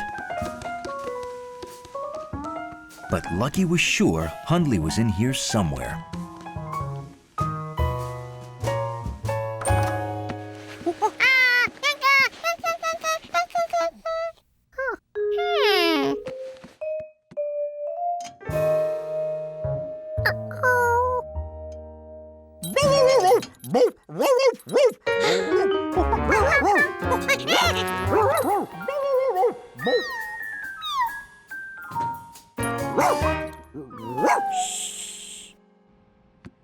Lucky was somewhere in the walls. Hi, George. We're on our way home with pizza and dinosaur bones. I hope you and Lucky are having fun. How could he find Lucky behind the wall if he couldn't see or hear him?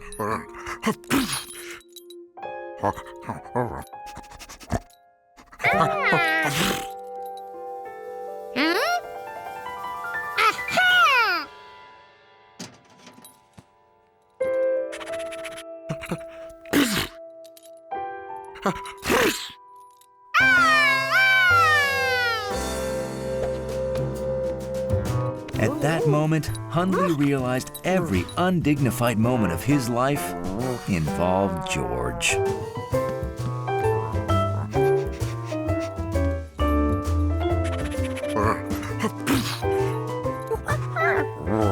Hundley had enough. Now his nose was starting to itch. Lucky recognized that sound.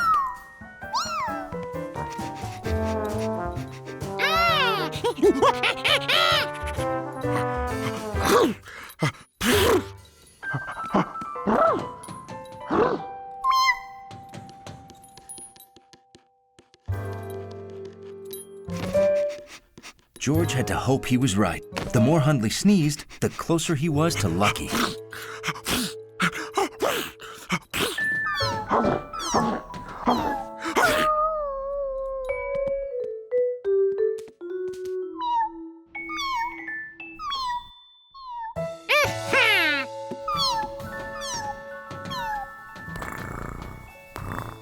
George knew exactly where Lucky was, except he was still inside the wall.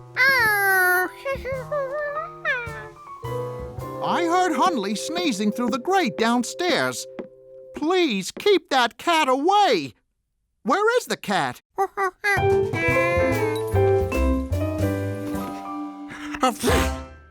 Oh, boy. Nobody move.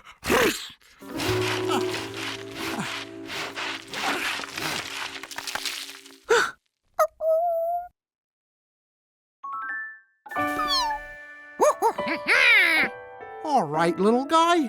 You're free.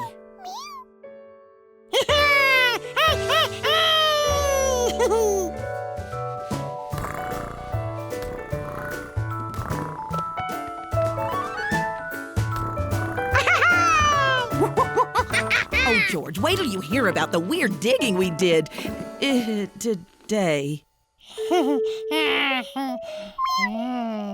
What? I'm learning that sometimes it's better not to even ask.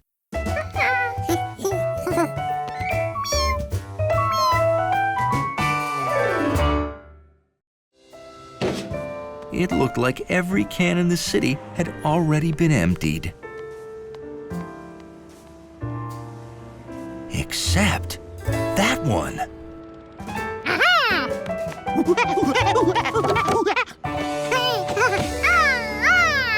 All he had to do was wait here, and the truck would come to him.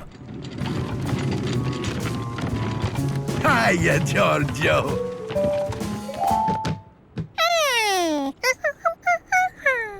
The trash?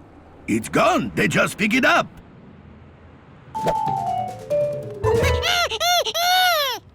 You think I forgot to put those out? No. They pick up bottles and paper for recycling tomorrow.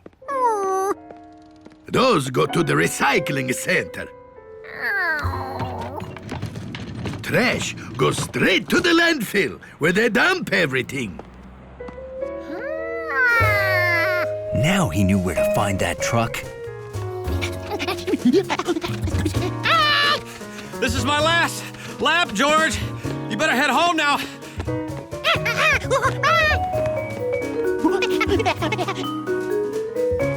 George had finally made it to the landfill, where all the trucks dumped their trash from the city.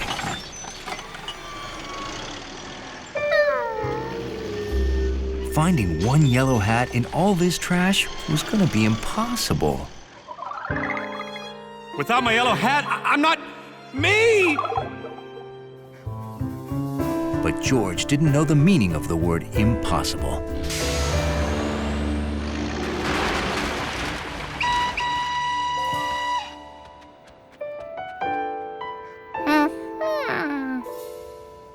I found it in my truck. Who would throw out such a perfect hat? I've wanted a hat like this ever since I saw a guy with a monkey wearing one. Is that why you hired a monkey?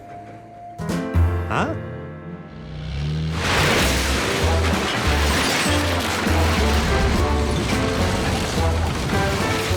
Stop! You're making a mess of my garbage!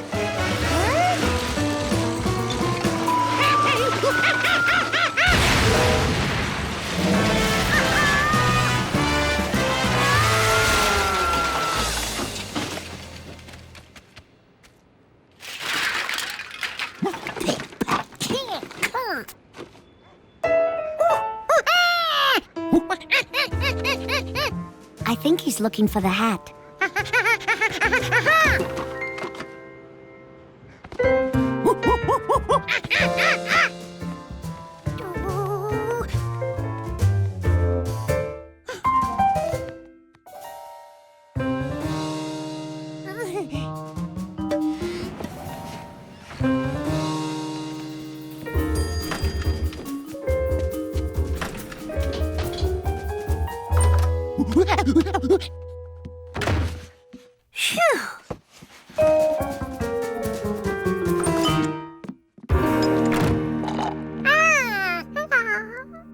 George, you were supposed to put all these boxes in the trash. Oh, imagine if I'd thrown this out. How terrible would that have been?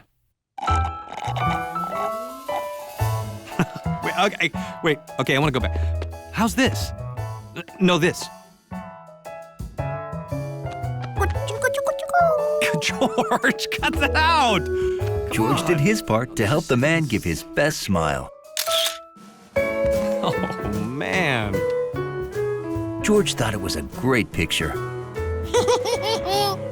The hat looked perfect.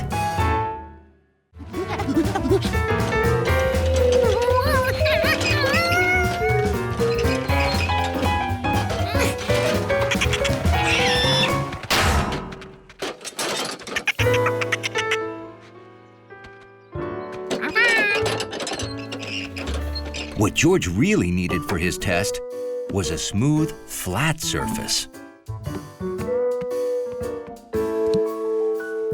A smooth, flat, hard surface.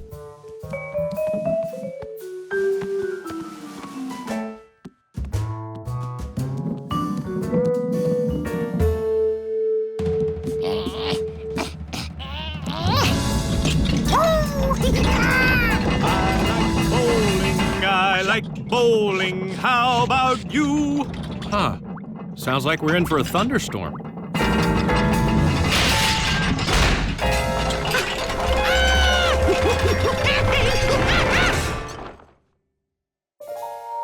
George?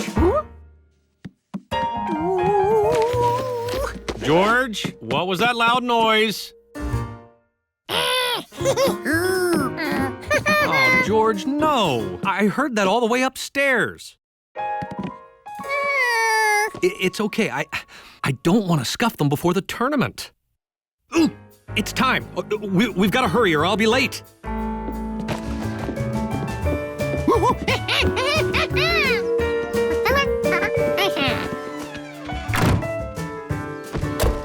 All set? George couldn't wait for the man to open his bag and find the polished bowling ball. The ball was in the house.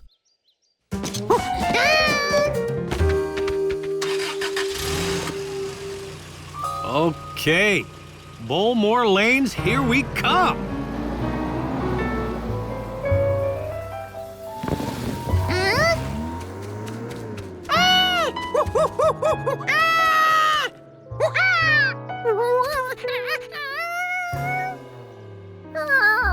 George had to get that bowling ball to the man, and quick. But how?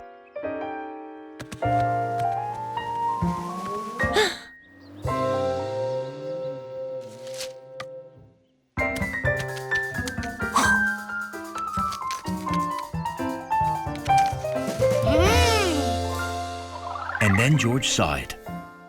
The road was like a big bowling lane with gutters.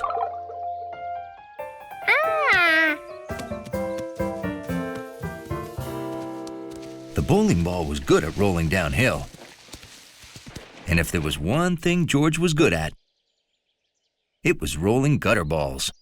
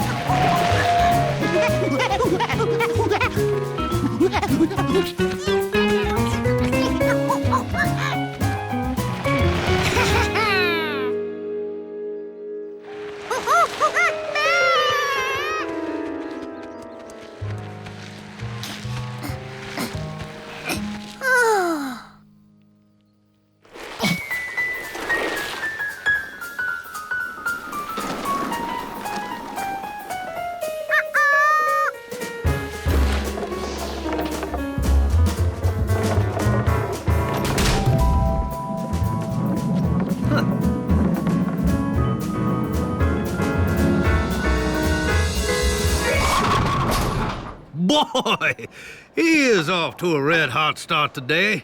He rolled that ball so fast, I didn't even see him wind up there.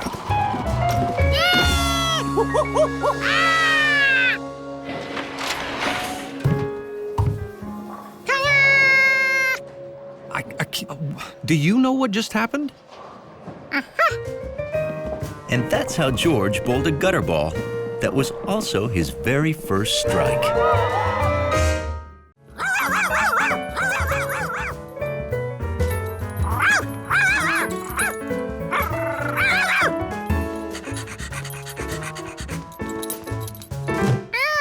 Where was he?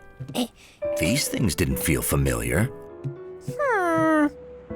What were they for?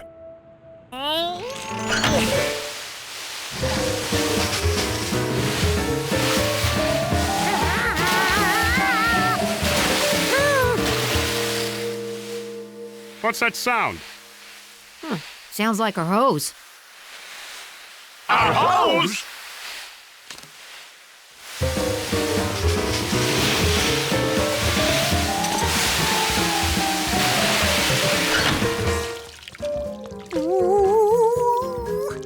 George, did you pull the pump valves?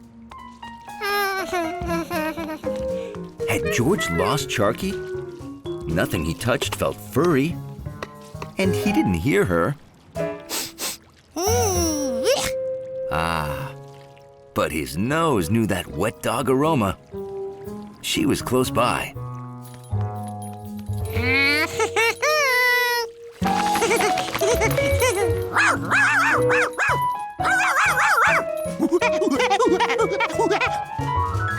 Why don't we get any normal visitors here?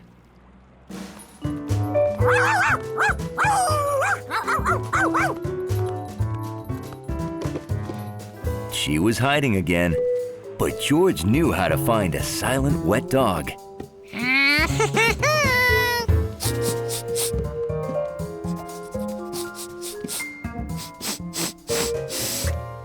Fur. He'd caught up with Sharky, but it didn't smell like a wet dog. And this dog was too small to be Sharky. This dog was a cat. Delicious smell plus a cat, he knew exactly where he was. With gnocchi at Chef Pischetti's place. A place with great food is exactly where Sharky would go.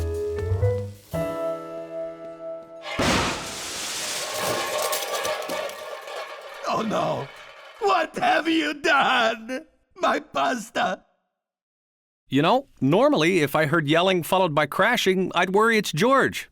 But he's at a party.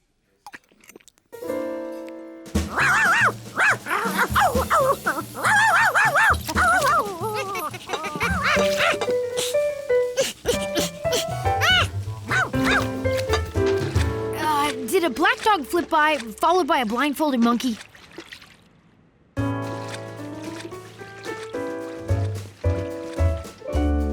How come everybody in town's seen him, but I can't find him?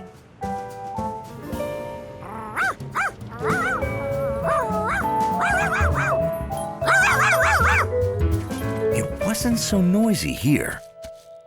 And there was grass. Why, even blindfolded, he knew he was in Endless Park. And that wet dog smelled close.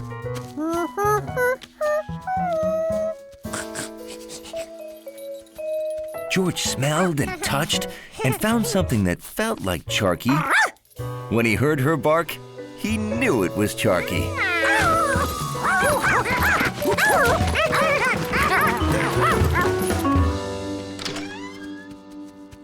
I searched everywhere. I can't find George and Sharky. Did you look there? Now just take one swing this time, okay?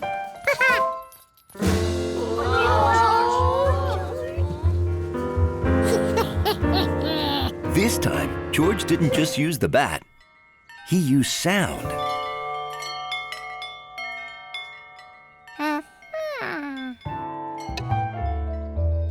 And touch. And smell.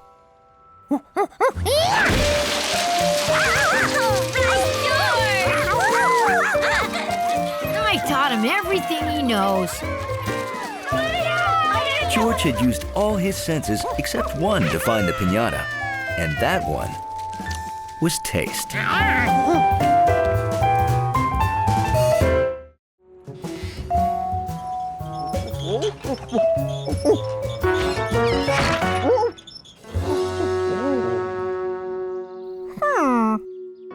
George didn't remember which sign was on this post. So he picked one that looked good. If everyone enjoyed signs the way he did, they'd like this one here.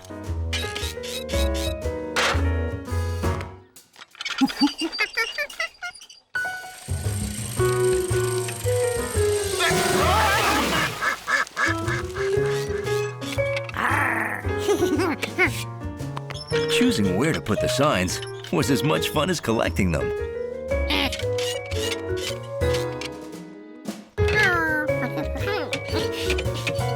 It was a lot of work, but George rehung every sign.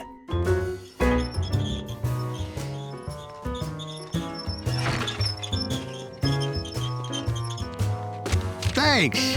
Uh-oh, the dog got in here again. I'll take him out.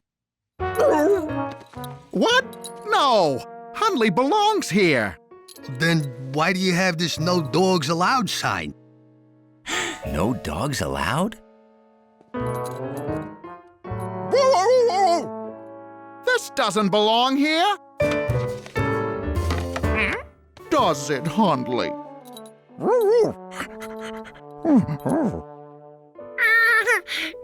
Wait a minute. If this sign had meaning, maybe all signs did.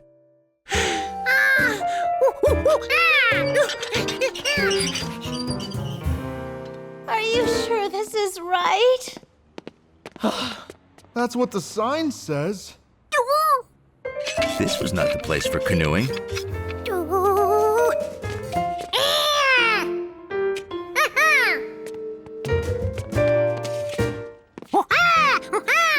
Hey, it's this way.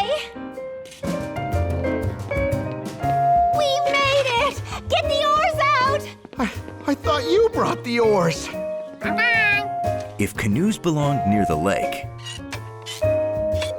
a bear would belong near woods. Honey, we found the picnic tables. Don't feed the bears? There are bears here? Run! Then again, maybe a picnic table would be more appropriate.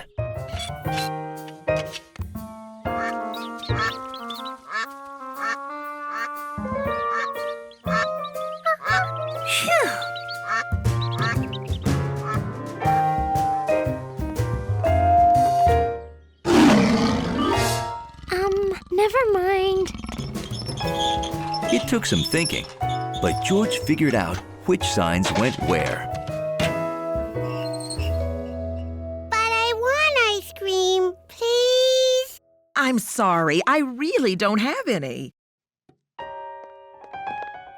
Don't even ask. She won't give you any. All day people keep asking me for ice cream. Is it the white coat? Maybe it's this. Who'd put that there? George, have you been moving signs? That must be how we lost our no dogs allowed sign.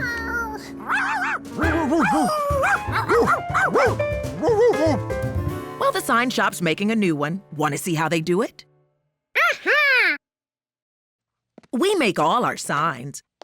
Rectangles to help people find things. A circle for what you can do. And a red slash for what you can't do.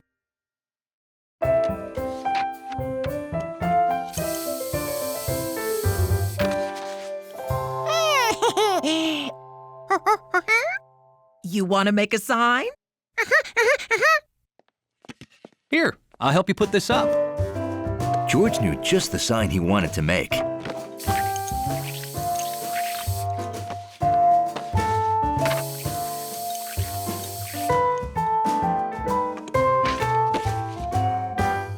It was for his bedroom door. A sign that not only looked good, but was very useful.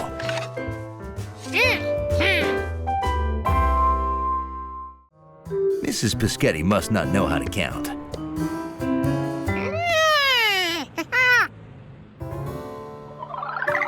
Unless bus maps were like board game squares. So the stop where you start doesn't count.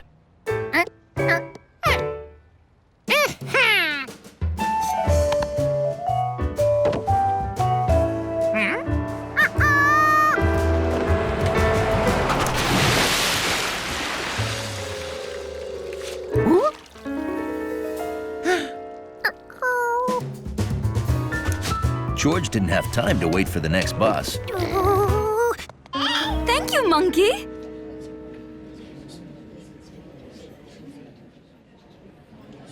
Maybe there is no pie. Please, please, the pie is on its way. Where are you, Giorgio? George had made it to 3rd Avenue.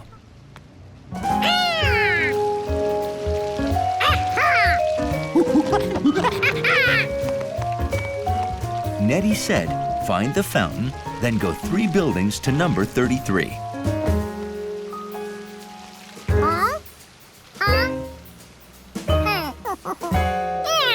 Only the 3rd building didn't have a 33 on it. It had a 72.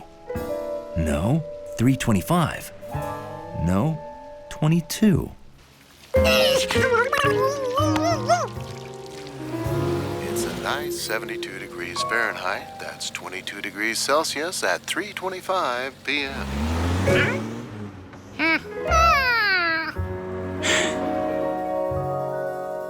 There was the 33 building. But it wasn't the 3rd building. It was the 4th. George, you don't count the square from where you start. You have to count on from there. 1, 2, 3. You see?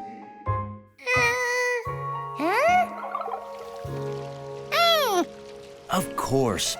You must count buildings just like squares on a board game.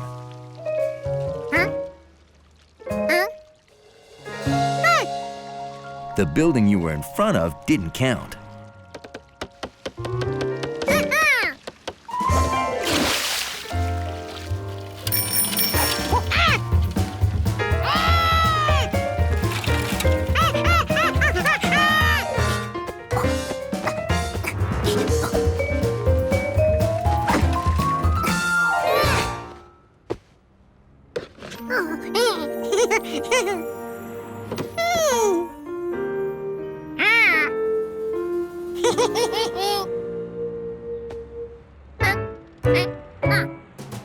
Why use an elevator if you were practically at the 3rd floor? Carrying a pie? Is it a brown monkey? Well, then I think he just came through the window. The chef's down there, honey. Find the men's room and go 3 doors. Now George knew just what to do. The door where George started wouldn't count.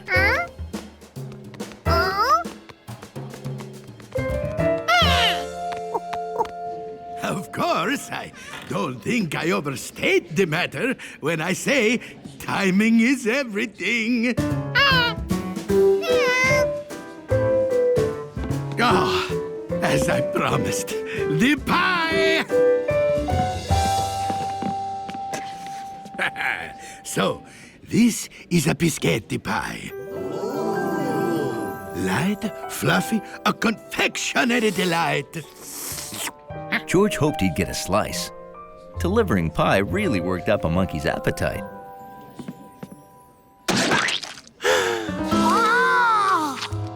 When you order from Pischetti's, we guarantee your pie-in-the-face gag will never fall flat.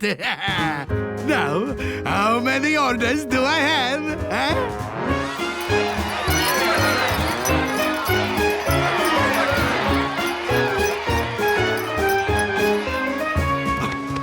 Giorgio, thanks to you, my new clown food supply franchise is off to a roaring start.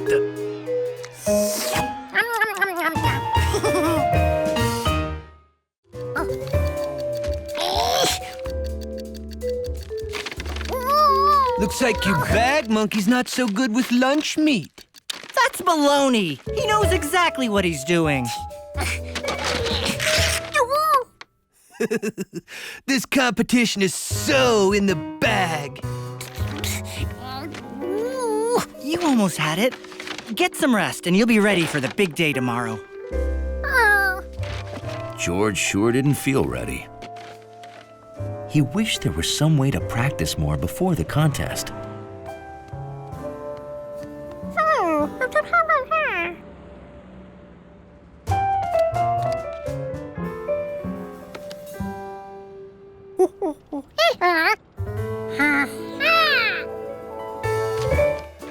George realized it wasn't just food he could practice fitting together.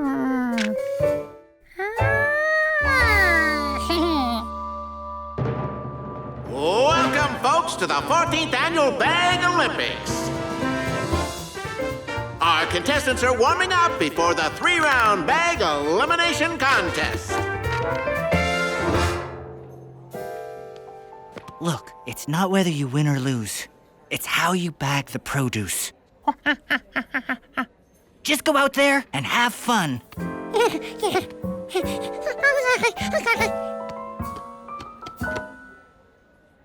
On your marks, get set, bag!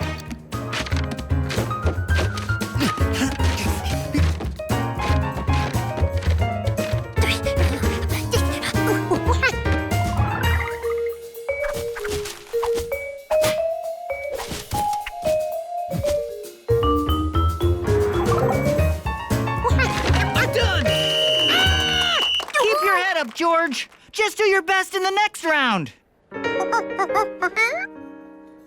On your marks, get set, bag!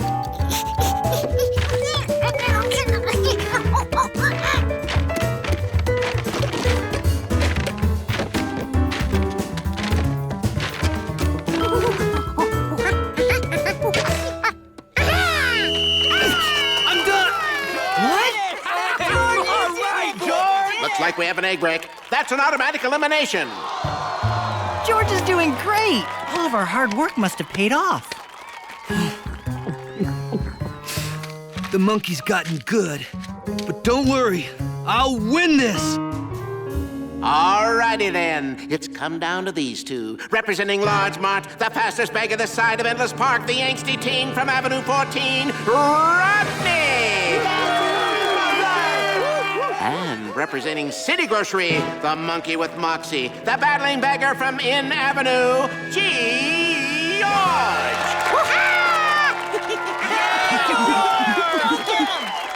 Baggers, are you ready? Yeah, ready to win? On your marks, get set, bag!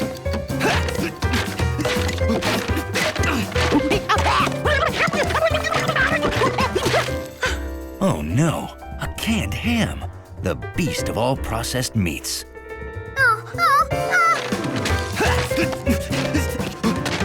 Think outside the bag, George.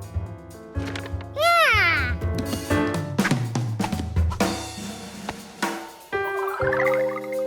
George realized that ham and cheese always go great together.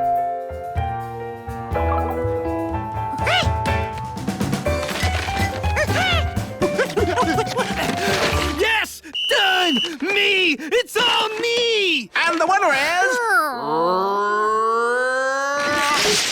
No! George!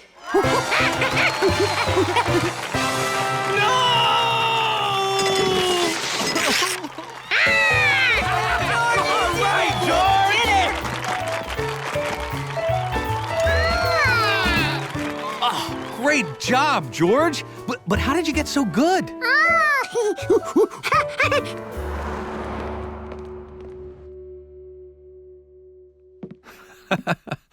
I am impressed. Too bad there's no room for your trophy.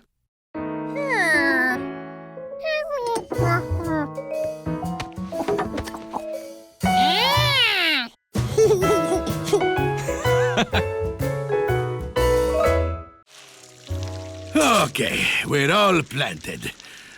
If only the seeds could magically grow overnight, my problems would be solved. Maybe Elf George could help.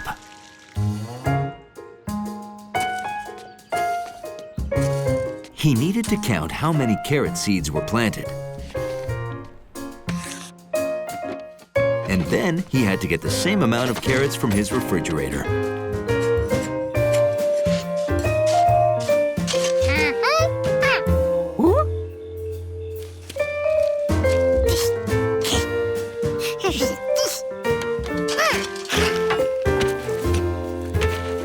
George wondered if the chef would be as happy as a cobbler this time. Well, I'm going up to water the garden. Nettie, I think we should close the restaurant until the fresh veggies grow. Oh no! We can buy some from the store! But they won't taste biscotti fresh.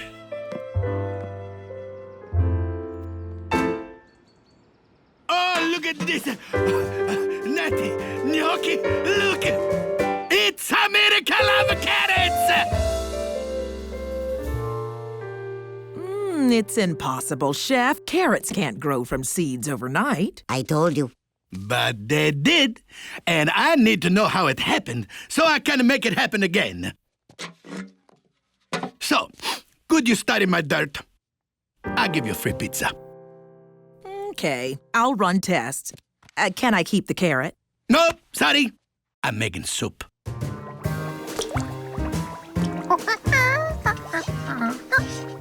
Oh, Jojo! Hey, look at the carrots we planted. Already grown, huh? You know, as long as I have my fresh veggies, I won't have to close down. George felt like he'd made a good elf. But I wonder why the eggplants and squash did not grow.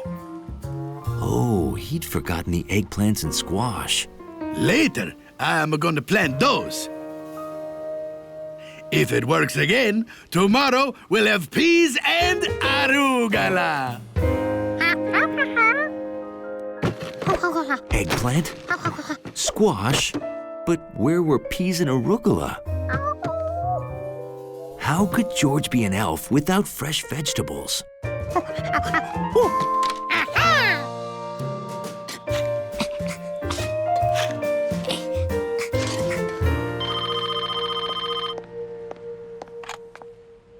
Hello, Professor Wiseman. Our dirt is just normal dirt. No, I don't know yet if it happened again.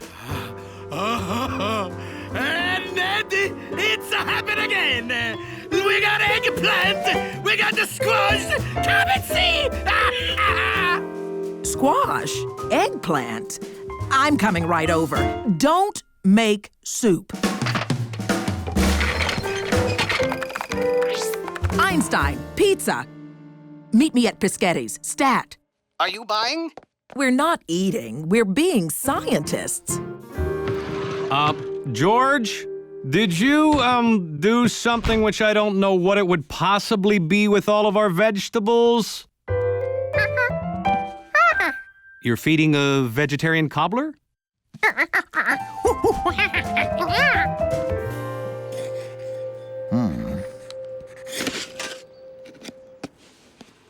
Did you plant a can of peas? They're growing in cans now? Nettie, call the TV news!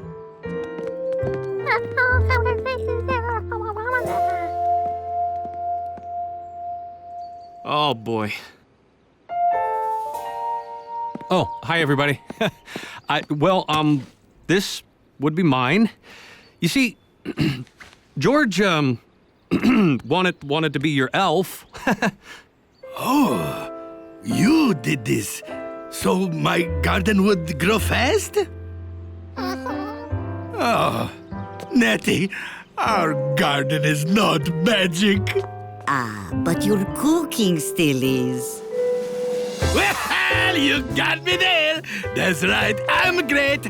I'm gonna cook all these veggies up as lunch for everybody. Come on, I'm hungry. George, do you know the way back to the ranger station? Well, no problem. I've got a map. But we've got to get it to George. I know how to make a perfect straight-flying paper airplane.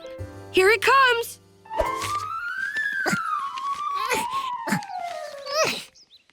Oh. Oh! Oops. Wrong design. That was a loop-the-looper. Yes. Yes, it was. George needed to find the ranger station and get help. But how?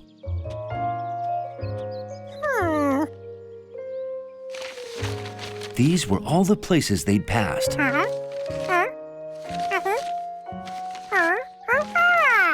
So if he went past those places in backwards order,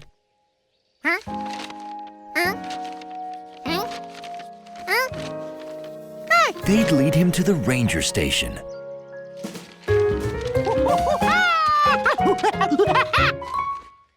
Follow the pictures? Good idea. He's going to get help. So we should wait here, right? Yeah. At the first fork in the road, George had a decision to make.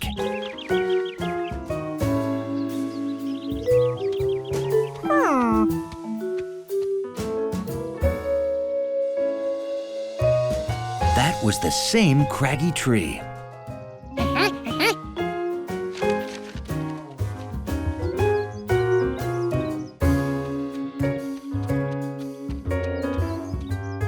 Picture 4, Turtle Peak.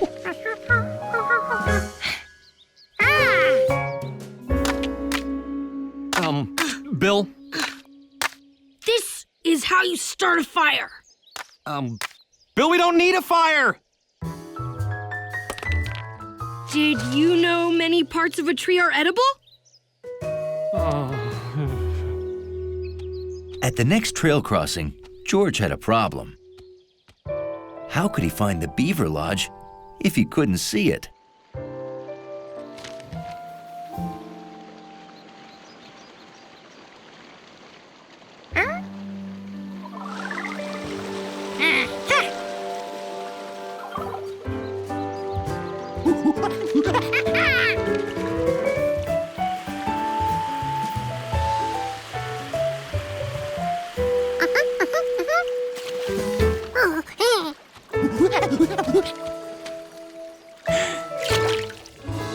Could it be true?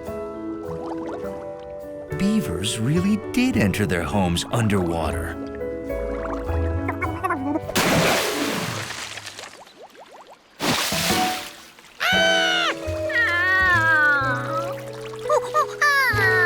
Now what would he do? This is bad, but I can think of 56 different ways it could be worse. My hat! My hat! 57!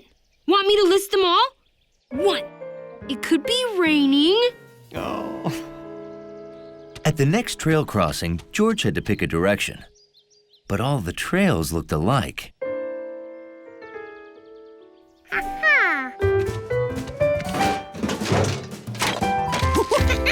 George had never been this excited to see his own garbage before. Well, hi there. Can I help you?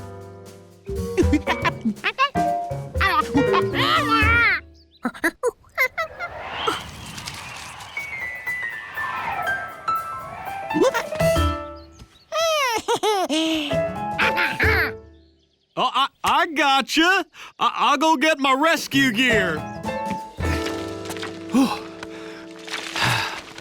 Good work, George. My hat. You know, George brought me right to you. He is quite a tracker. Hiking was exciting. George couldn't understand why more people didn't do it.